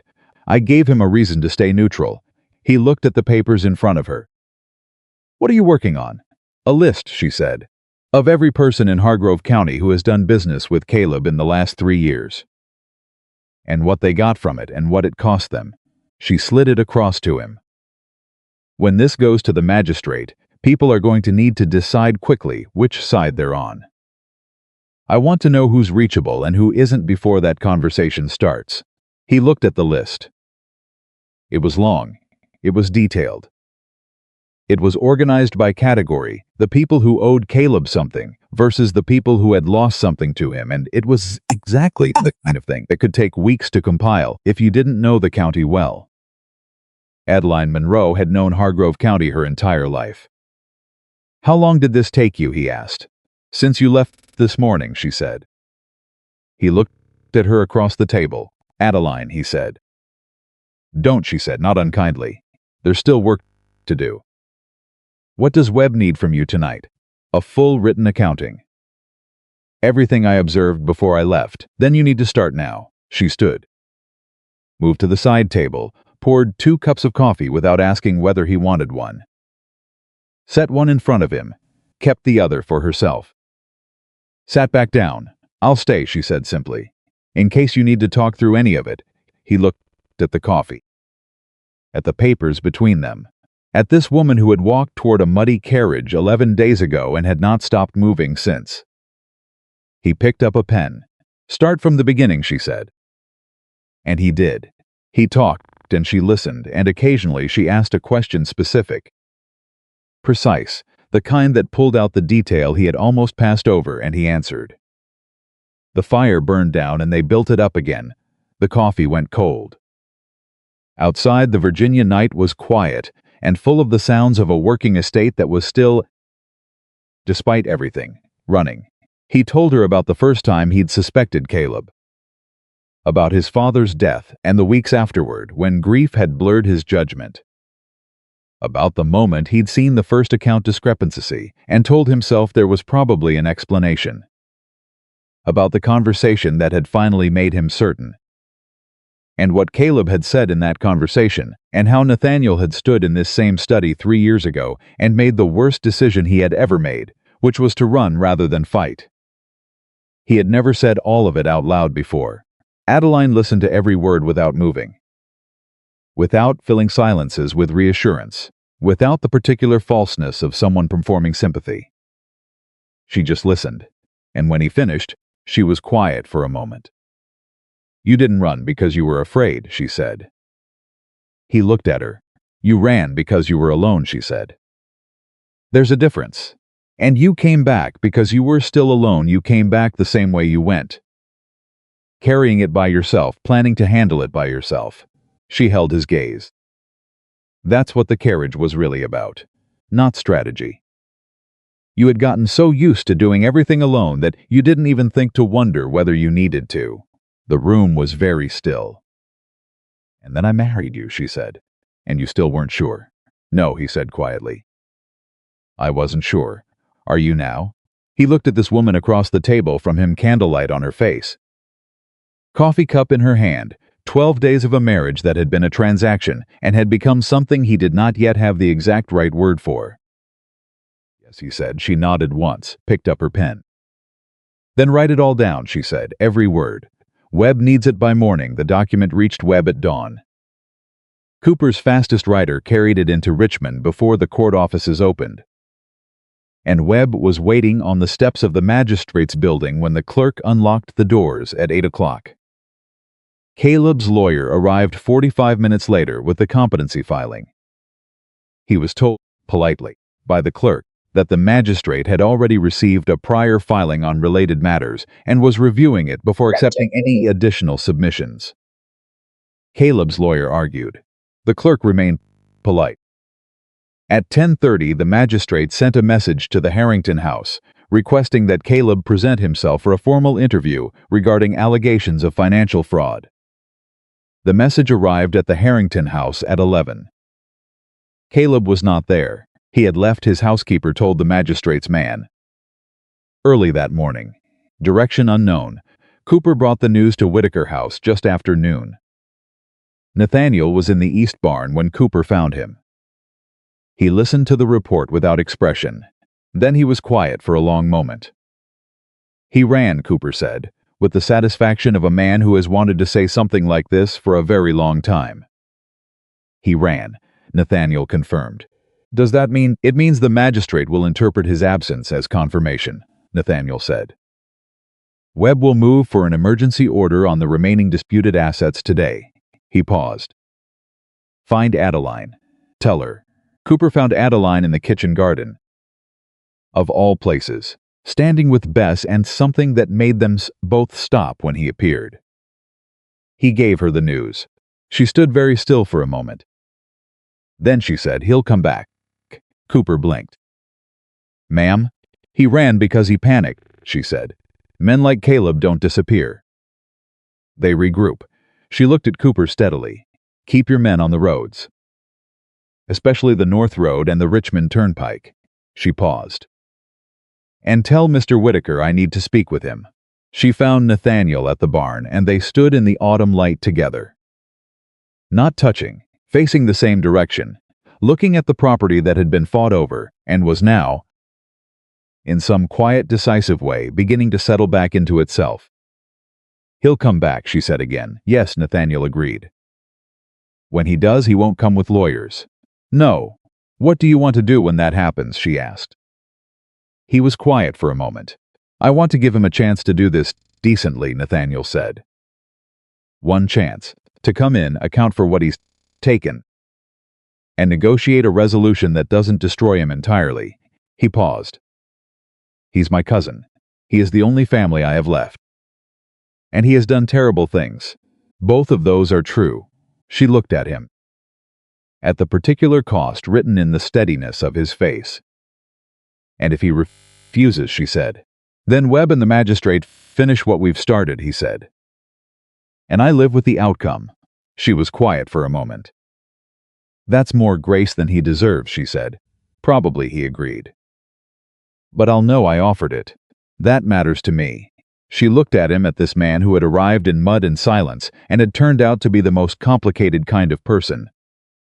The kind who held on to something like mercy even when they had earned the right to let it go. "All right," she said. "One chance, yes." They stood in the autumn light, and the air between them had the quality of something that had been shifting for 11 days and had now arrived somewhere that had no name yet, but felt solid underfoot. "Nathaniel," she said. "Yes. When this is over, yes. I'd like a proper dinner," she said. "Not a working meal. Not papers on the table. A real dinner. With the good china that Mrs. Cola's afraid to use." She glanced at him sideways. "I think we've earned it." He looked at her. The corner of his mouth did the thing she had been watching for 11 days. "Yes, ma'am," he said quietly. "I reckon we have. And for the first time since a muddy carriage had rolled through a churchyard gate while everyone laughed. Adeline Monroe smiled, not for anyone watching. Not because the fight was over. Because she was standing next to the right person.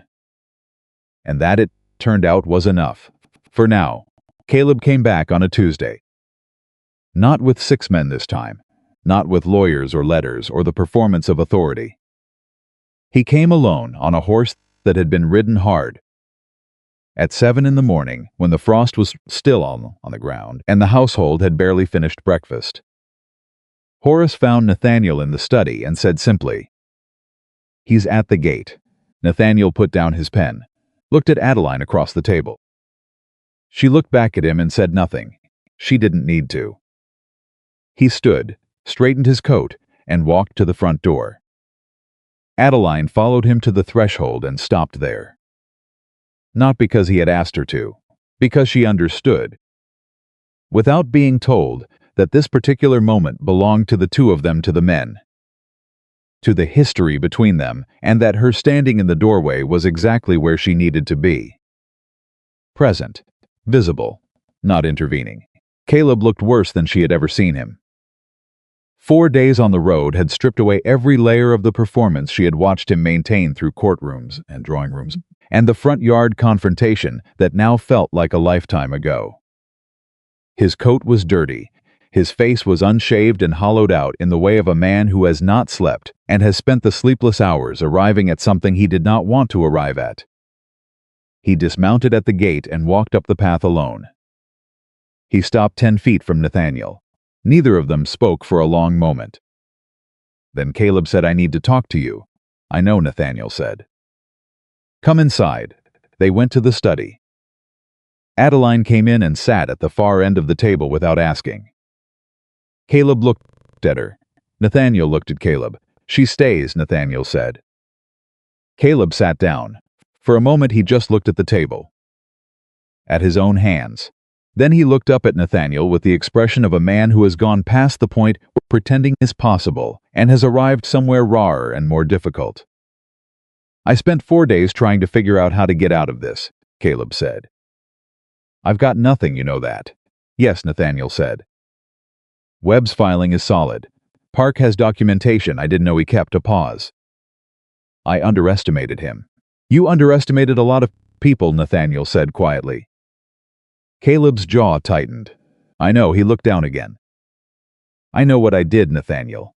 I'm not here to tell you I didn't do it, or that it wasn't what it looks like.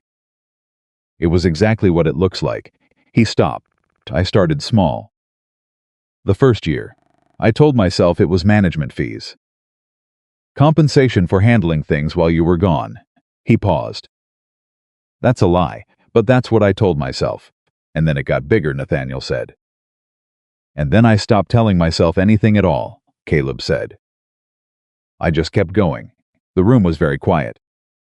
Adeline watched Caleb's face and thought about the kind of man who does a thing badly and knows he's doing it badly and keeps going anyway, not because he can't stop, but because stopping would mean looking at what he'd already done. She had seen that pattern before, in smaller things. In her own life, she understood the mechanics of it even though she did not excuse it. "What do you want?" Nathaniel asked. Caleb looked up. "The chance you told Webb you'd give me. One chance to account for it." He held Nathaniel's gaze. "I want to know if that was real." "It was real," Nathaniel said.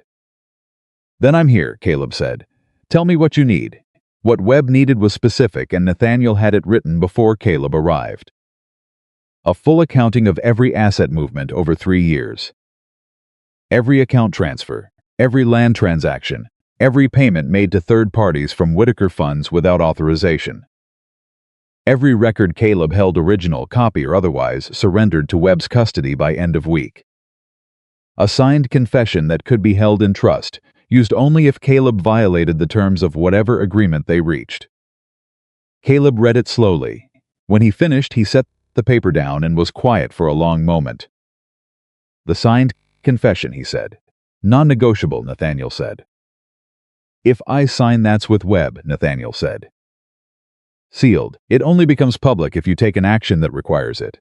He held Caleb's gaze. I'm not trying to destroy you.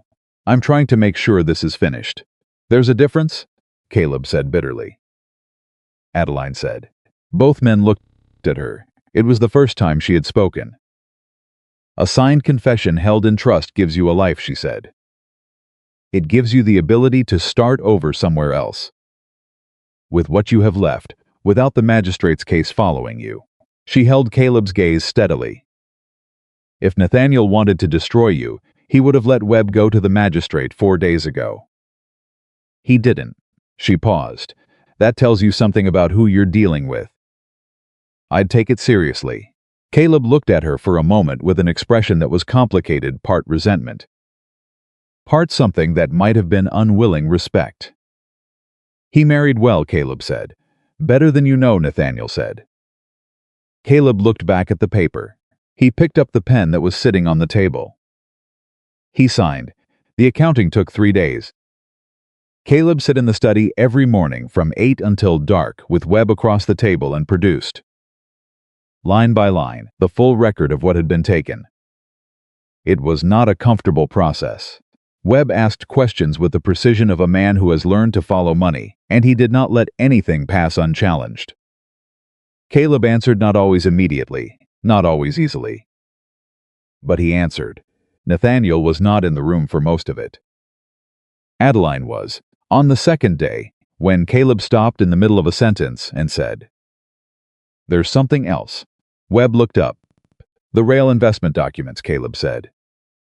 Before Park stopped the transfer, he paused. There was a copy. Made 6 months ago, I gave it to a man in Philadelphia. The room went very still. What man? Caleb named him. Webb wrote it down without expression. Then he looked at Nathaniel, who had appeared in the doorway at some point in the last 30 seconds.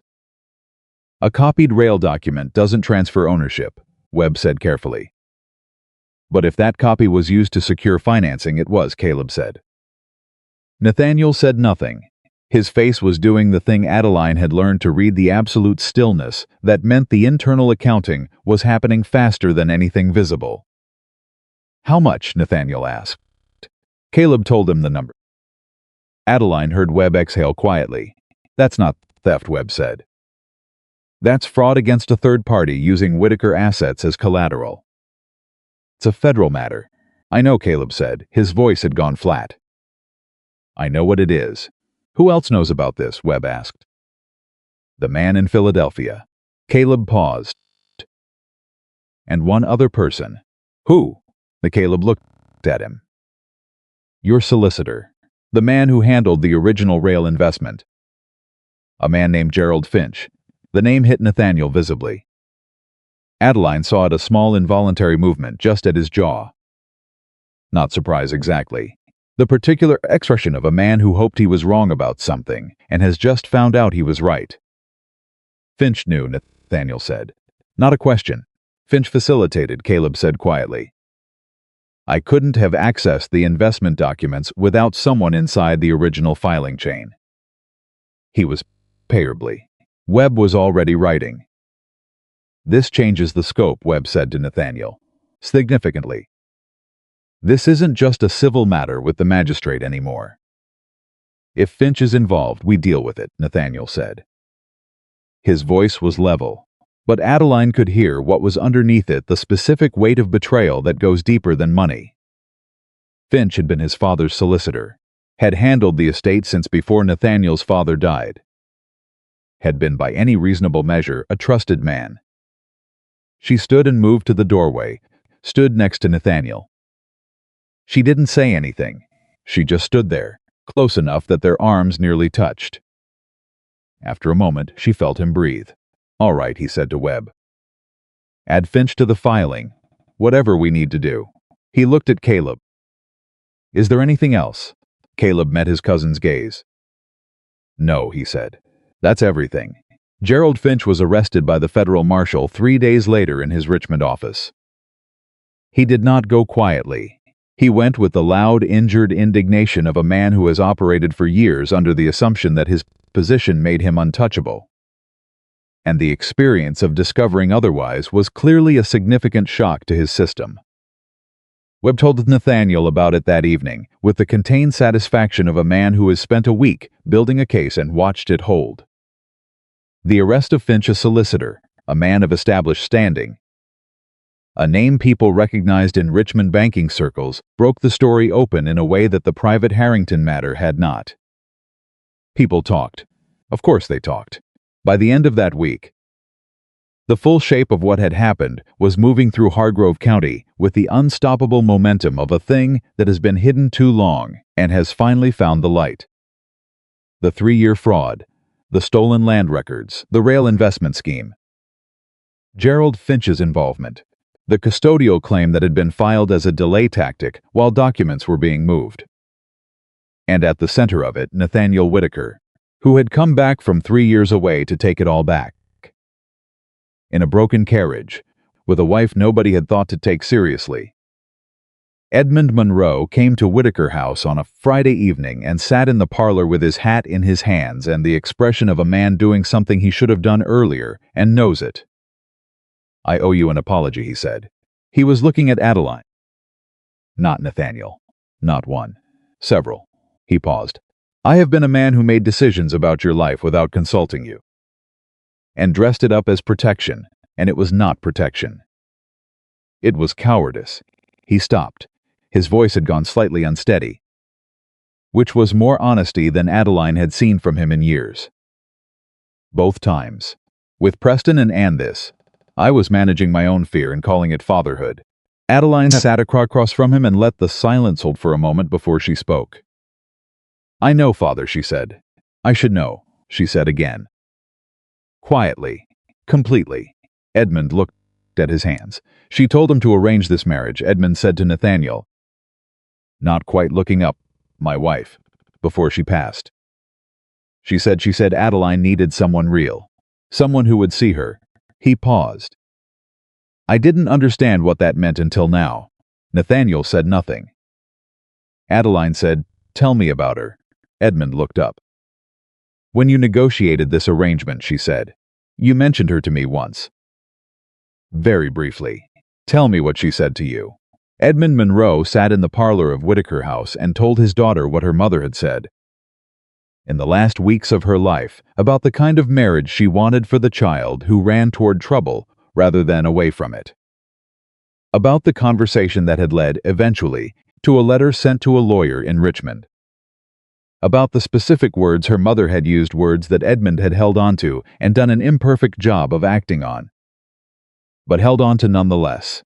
Adeline listened.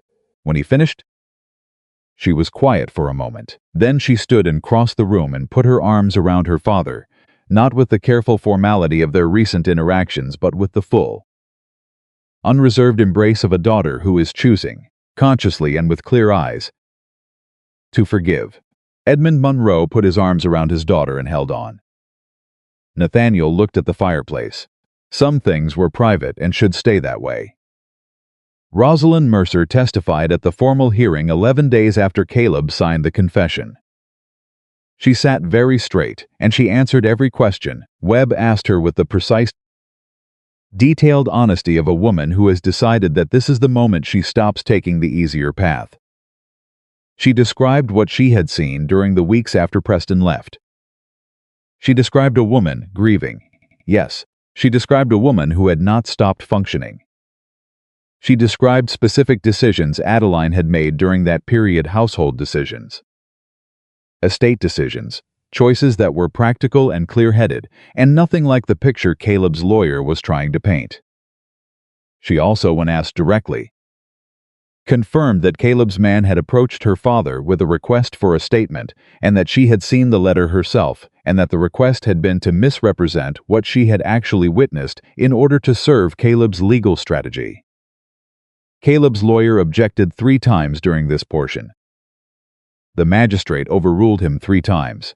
When Rosalind finished testifying, she looked at Adeline across the room, a brief look, direct and clear, without the performance that had characterized almost every interaction between them for the last several years. Adeline gave a small nod.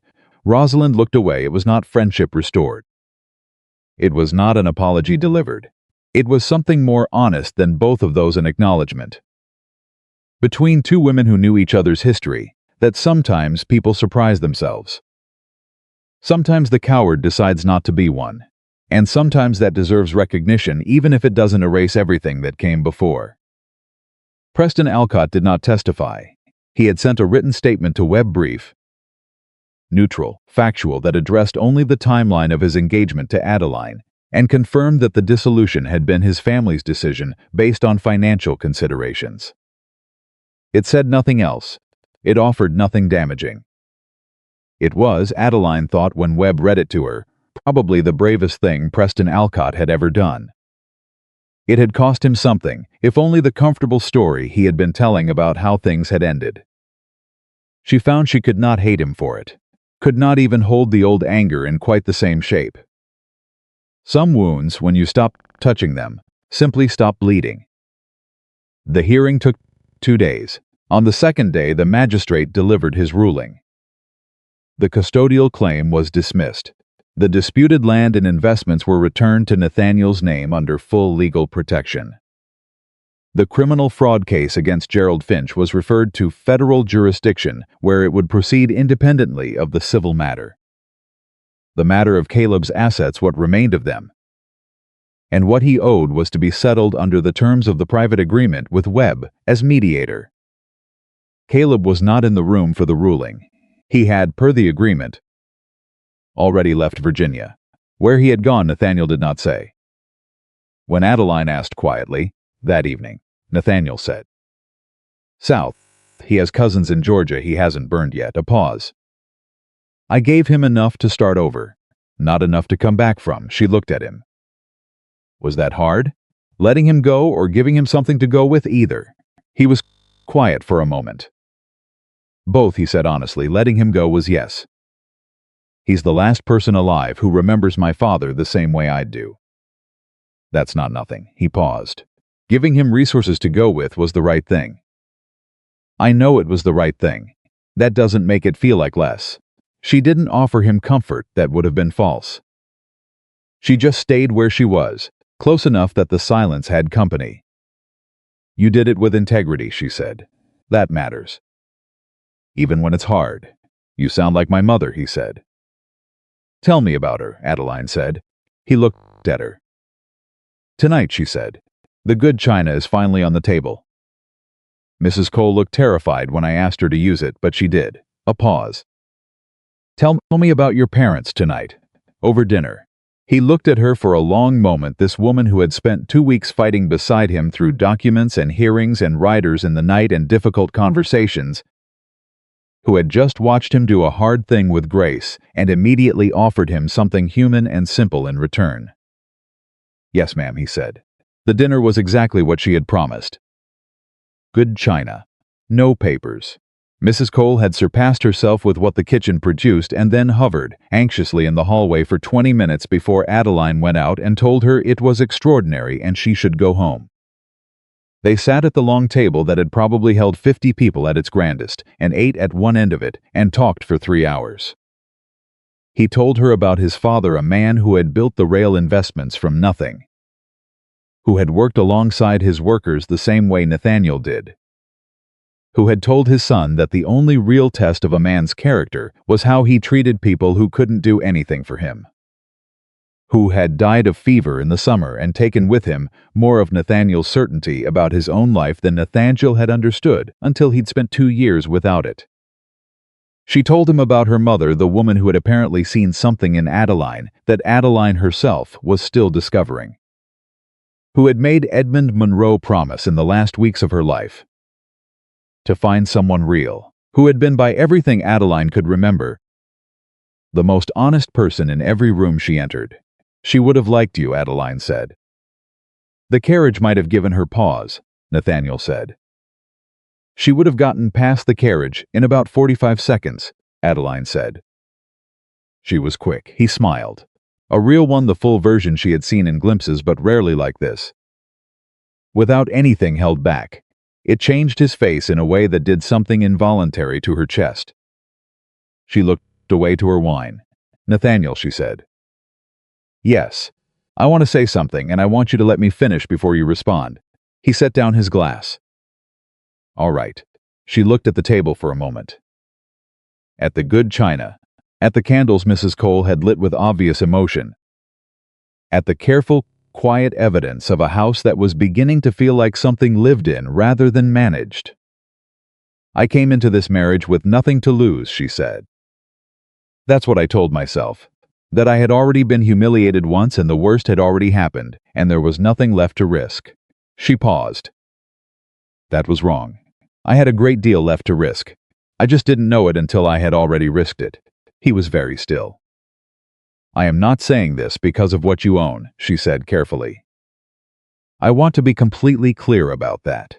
If tomorrow everything Webb recovered went back to the bottom of the Shenandoah River, I would still be sitting at this table having this conversation. She held his gaze.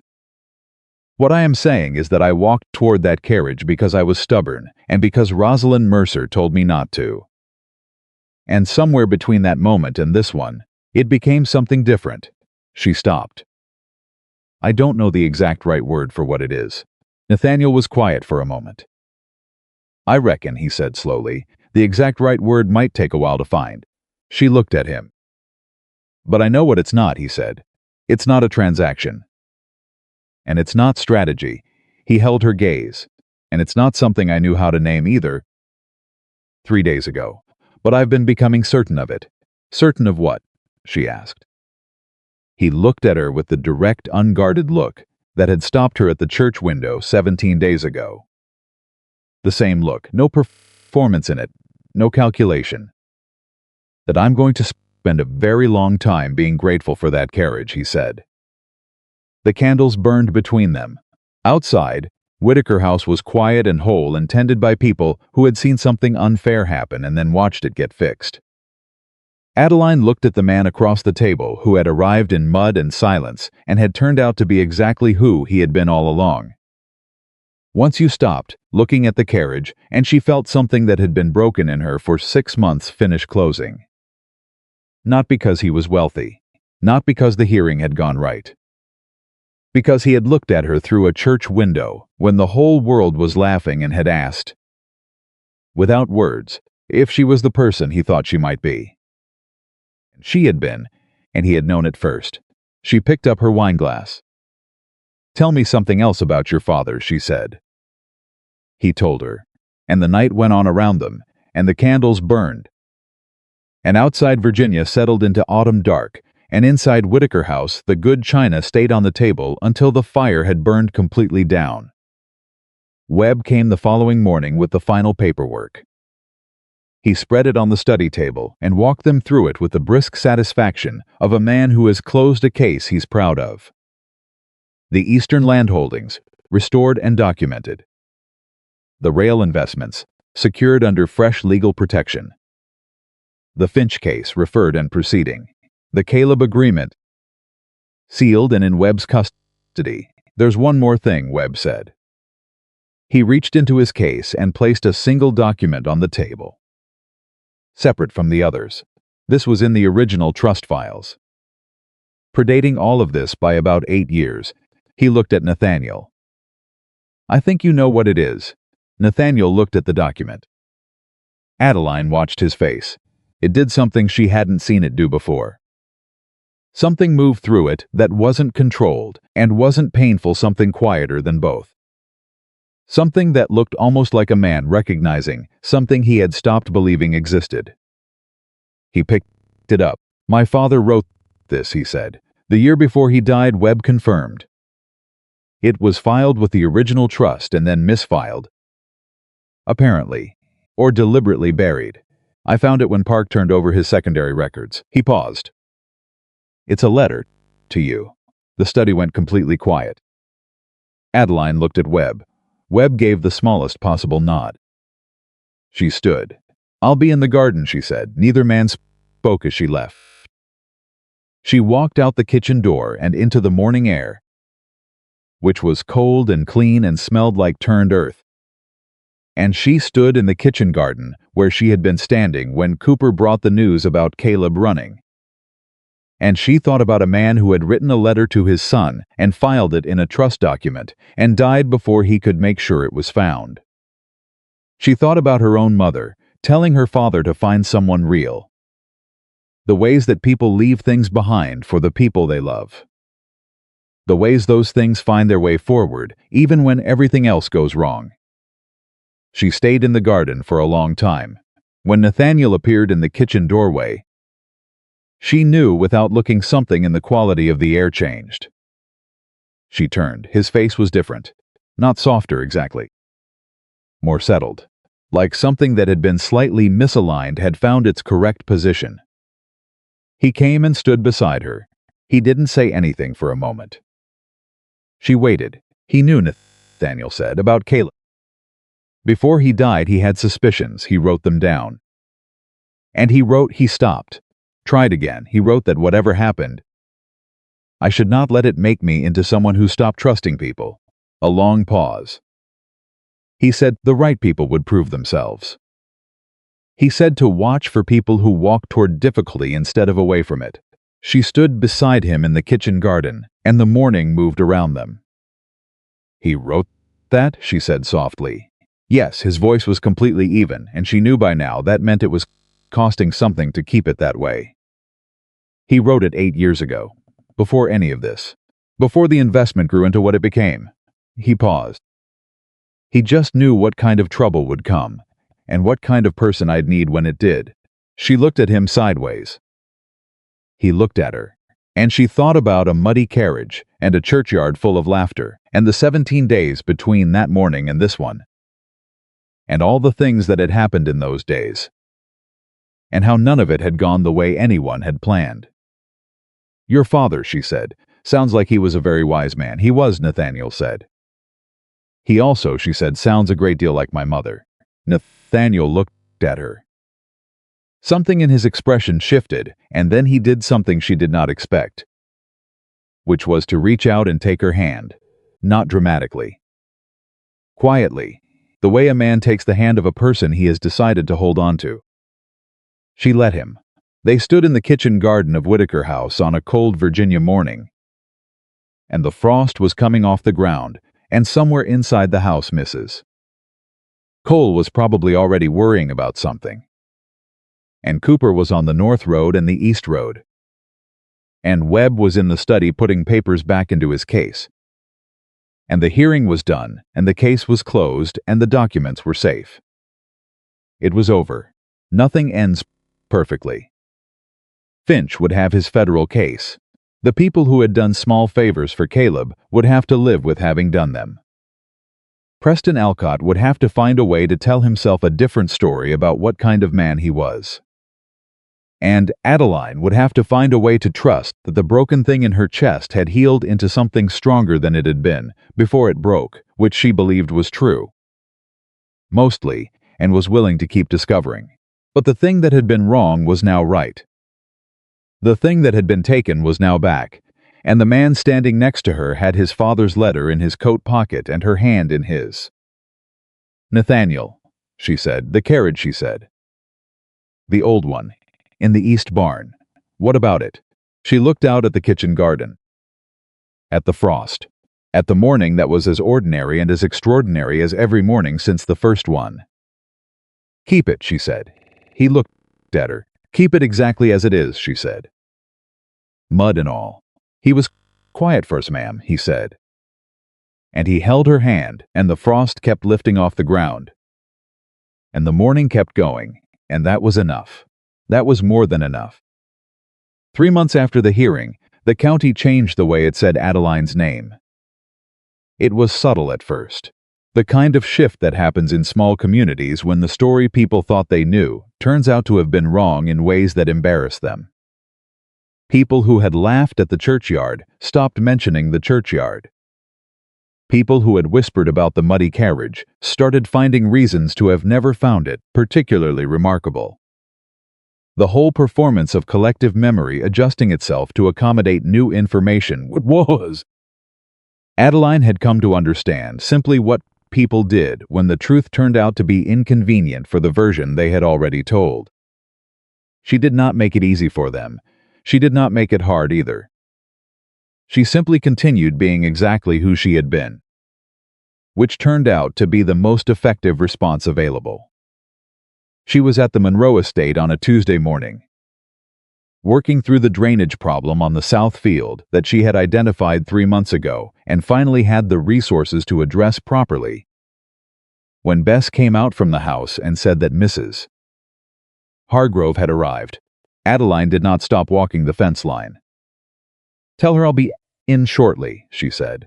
Bess had the expression she wore when she had additional information she was deciding whether to share. She brought the Alcott woman with her, the mother. Adeline stopped walking.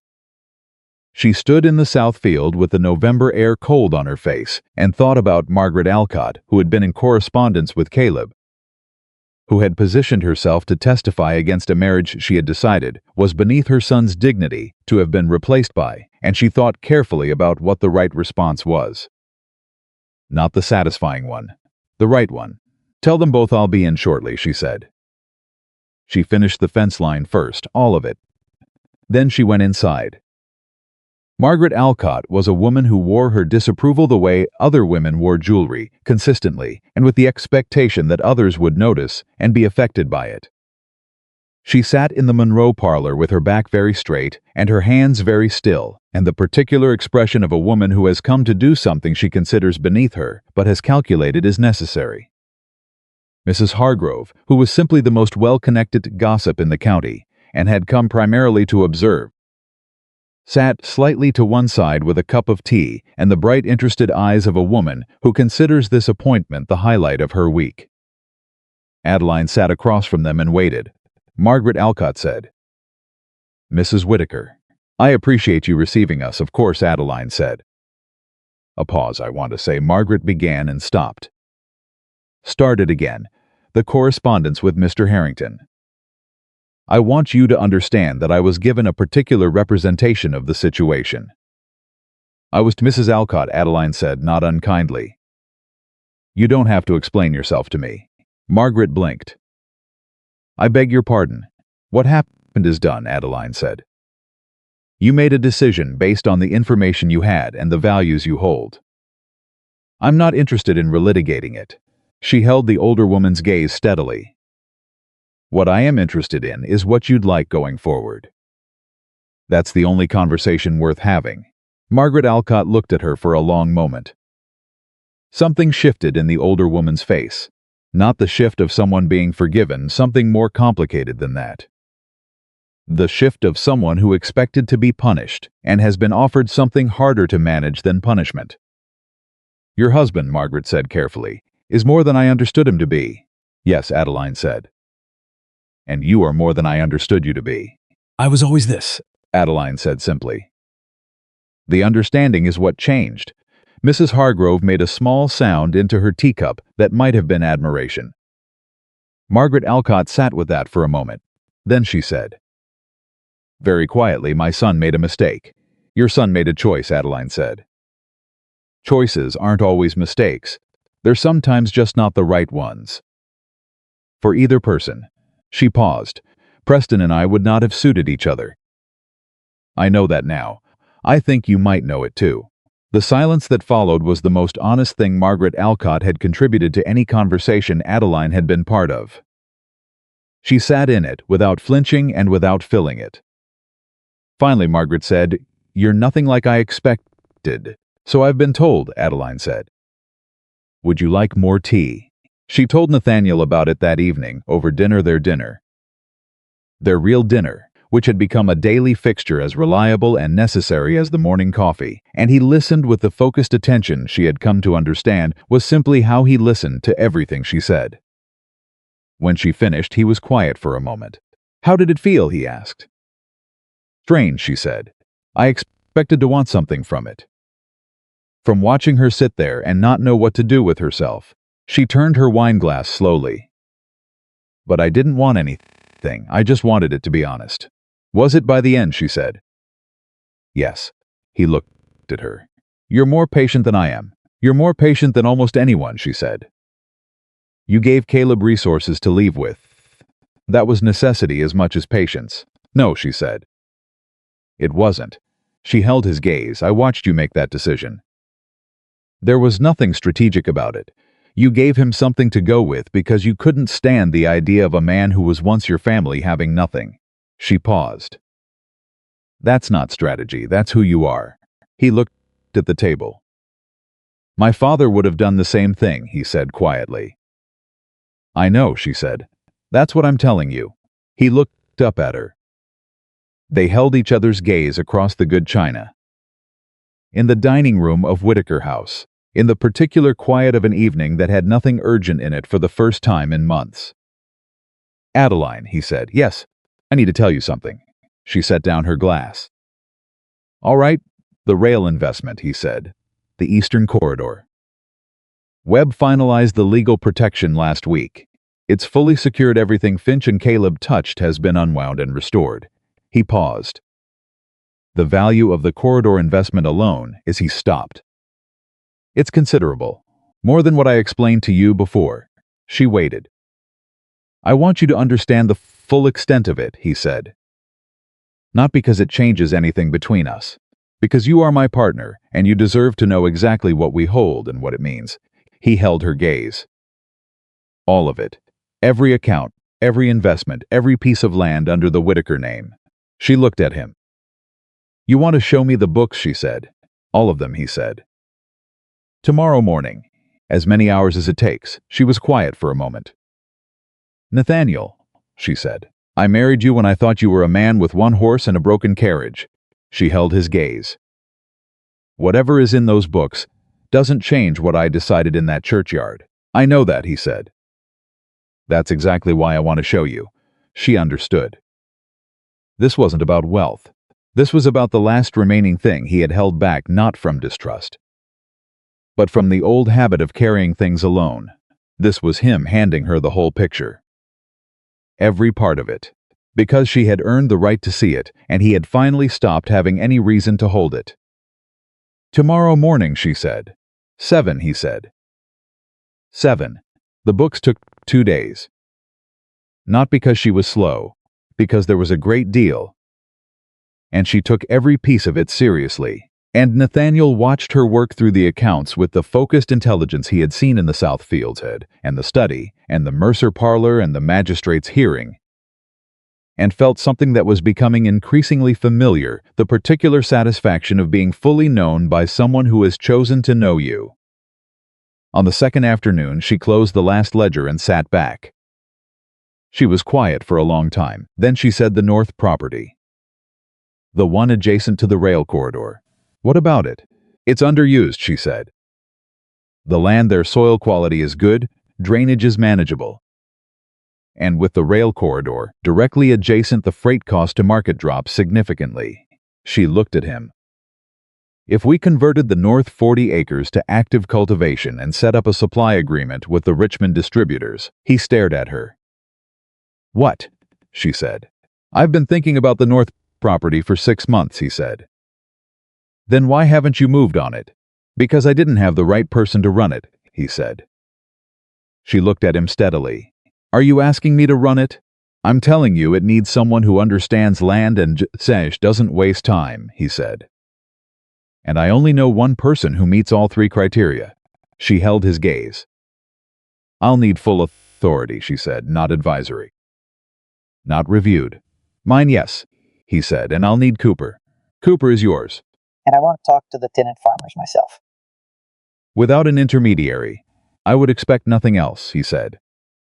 She looked at him for a moment longer, at this man who had given her a partnership without conditions, and a project without limits, and a position without apology.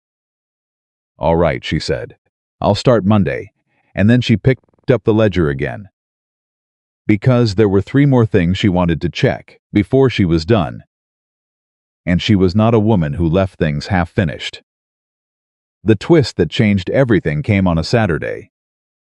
6 weeks after Adeline took authority over the north property. It came in the form of a letter, not from Caleb. Caleb had been silent since Georgia. A silence that Nathaniel monitored without comment, and Adeline accepted as the most they could reasonably hope for. From Webb, whose communications had become routine and procedural now that the urgent matters were settled. This letter came from Philadelphia.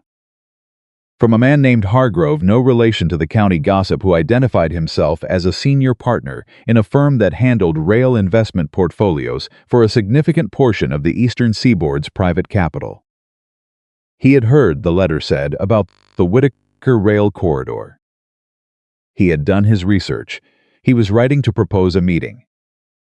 He was also writing because he had, in the course of his research, uncovered something he believed Mr. Whitaker would want to know. The rail corridor investment, as originally structured by Nathaniel's father, contained a provision that no one, not Finch, not Caleb, not even Nathaniel himself, had known about. A provision that had been buried in the original filing language, deliberately obscured by Nathaniel's father with the particular foresight of a man who had built something significant and wanted to protect it from every angle he could anticipate. The provision gave the corridor investment a right of first refusal on every adjacent land parcel within a 12-mile radius, in perpetuity at original assessed value. Nathaniel read the letter 3 times.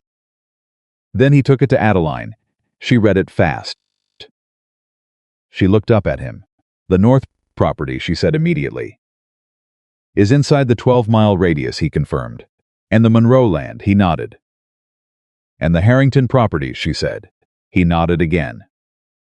She set the letter down on the table. She was quiet for a very long moment. "Your father," she said slowly, "filed this provision 20 years ago, before the corridor was fully developed," Nathaniel said. "Before anyone understood how valuable the adjacent land would become." He paused. "Including Caleb. When he was stealing land from me, he was handing back land that already belonged to me under a provision he didn't know existed."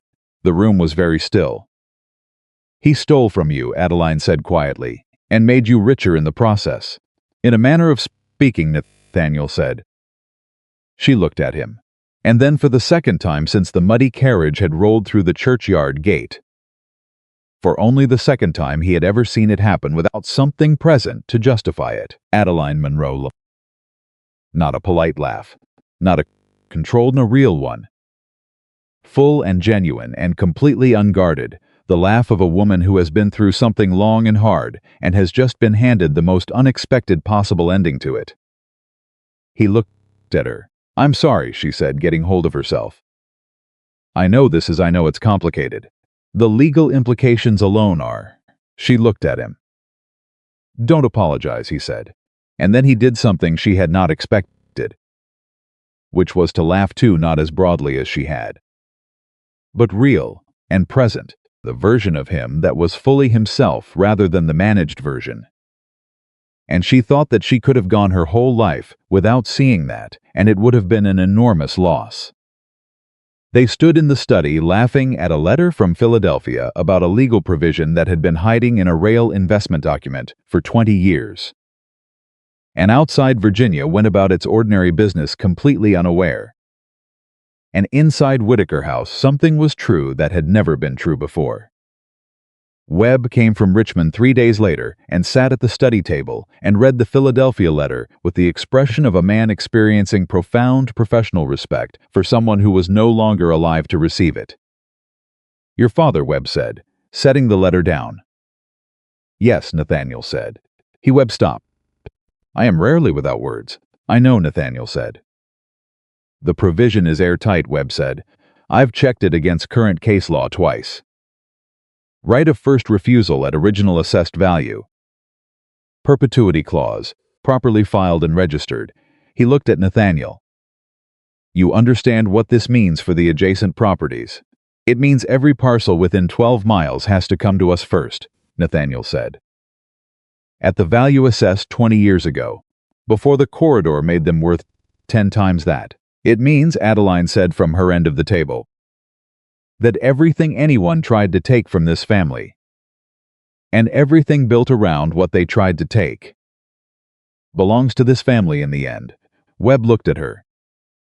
"Yes," he said, "that is precisely what it means." She looked at Nathaniel. He held her gaze. "Your father trusted that the right person would find that provision," she said.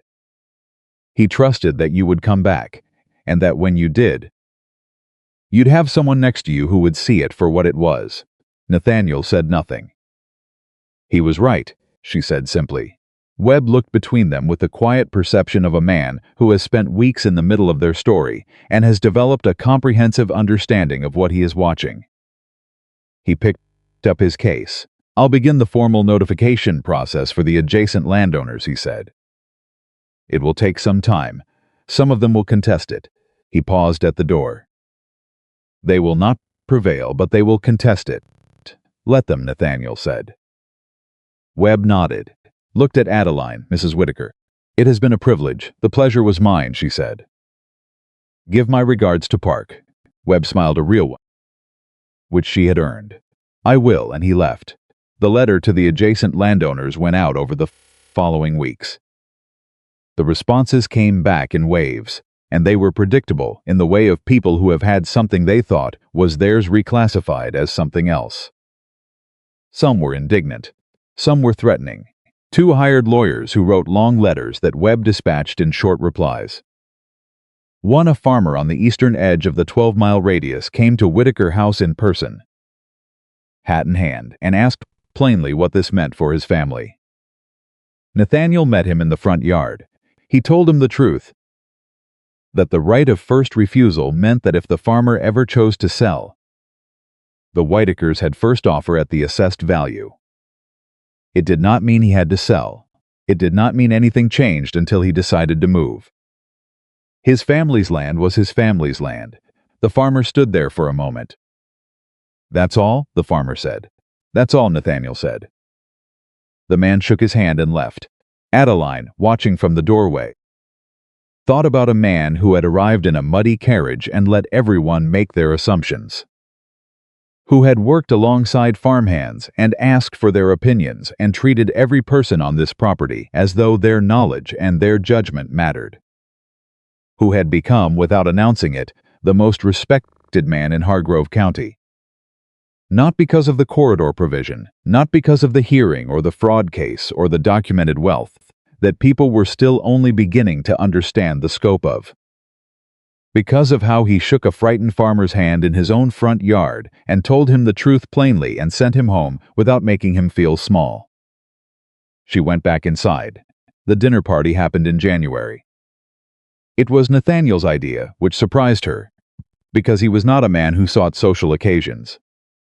But he was also a man who understood that some things needed to be said in public to be fully said, that the story the county had been telling about the muddy carriage and the Monroe girl needed to be replaced by a story people could see with their own eyes, in a room at a table. So they opened Whitaker House to 30 people on a Saturday evening in January. And Mrs. Cole nearly went to pieces with happiness at finally having a reason to use everything she had been protecting for years. And Horace stood in the front hall with the posture of a man whose professional dignity had been thoroughly vindicated. Adeline wore blue, not the pale, uncertain blue of her wedding dress, a deep, clear blue that she had chosen deliberately, because it was the color she would have worn if she had been choosing for herself all along. Nathaniel saw her at the top of the stairs and stopped moving. You look, he started. Don't say something you'll embarrass yourself with, she said, coming down the stairs. I was going to say formidable, he said. She stopped on the last step, which put her almost exactly at his height.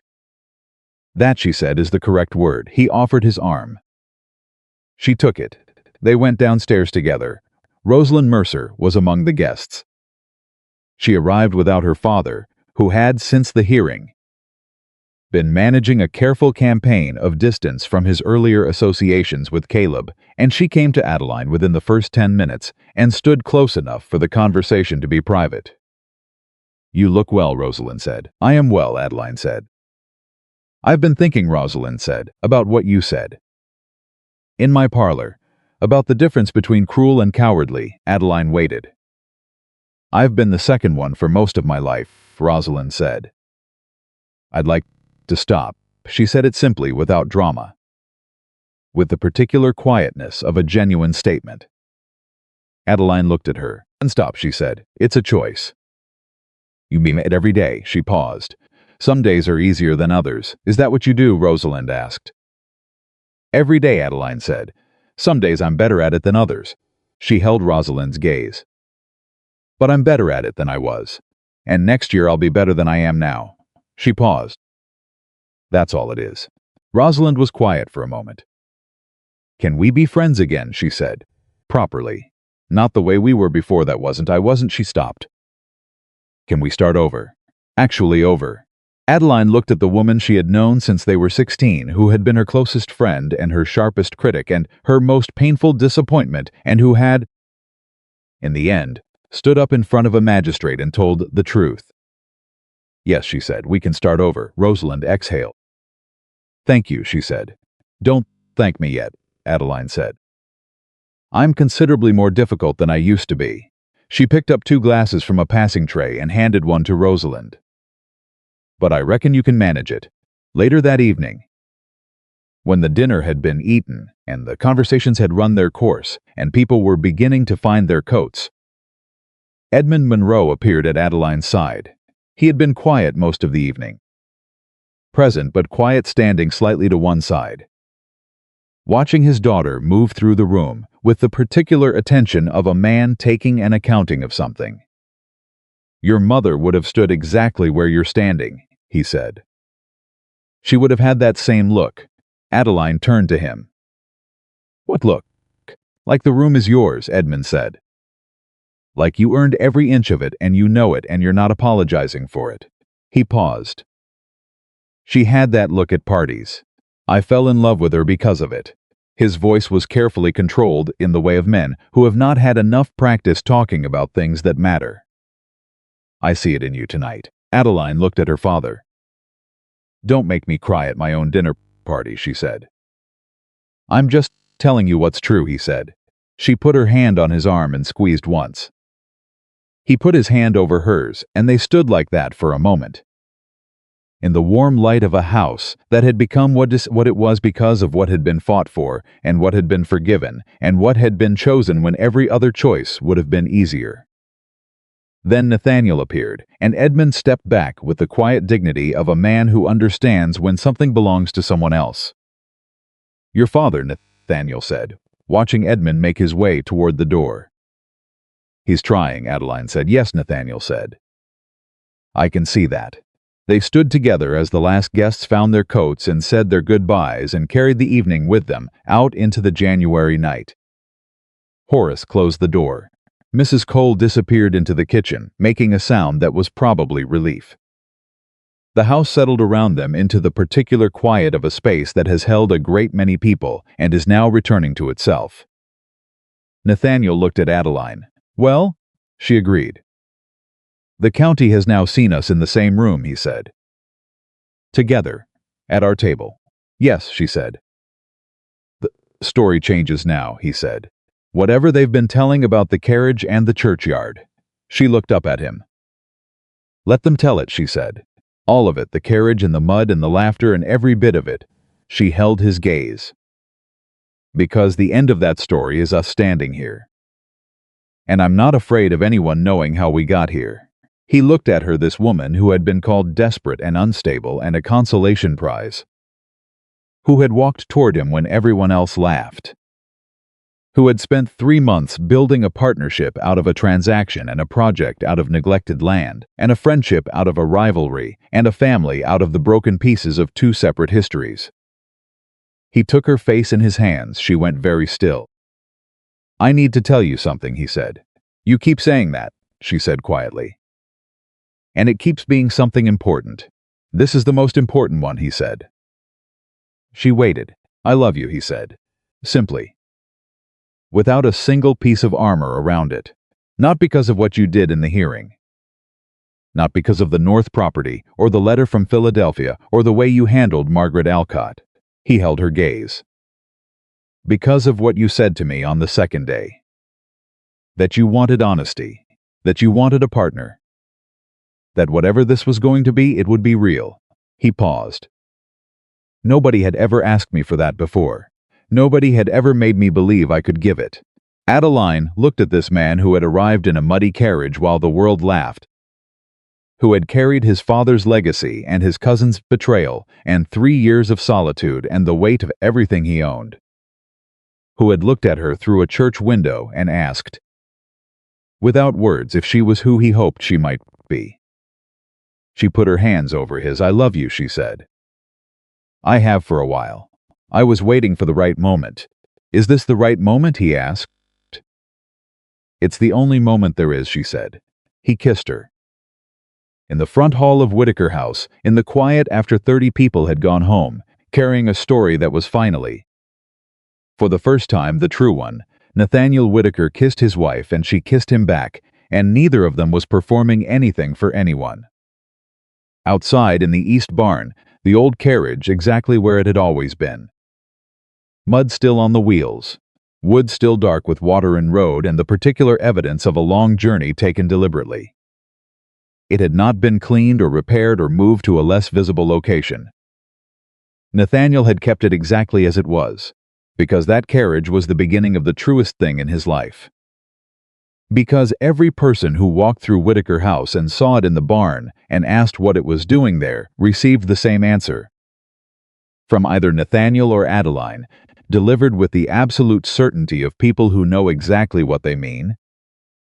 That carriage brought us to each other. And the woman who had once been laughed at in a Virginia churchyard, who had been rejected and underestimated and arranged and overlooked, and everything except truly seen became, in the end, the woman that Hargrove County told stories about.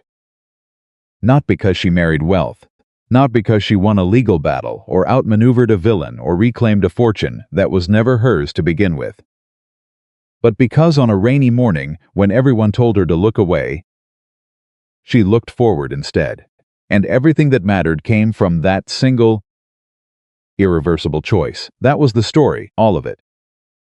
True from the first word to the last, and it was hers.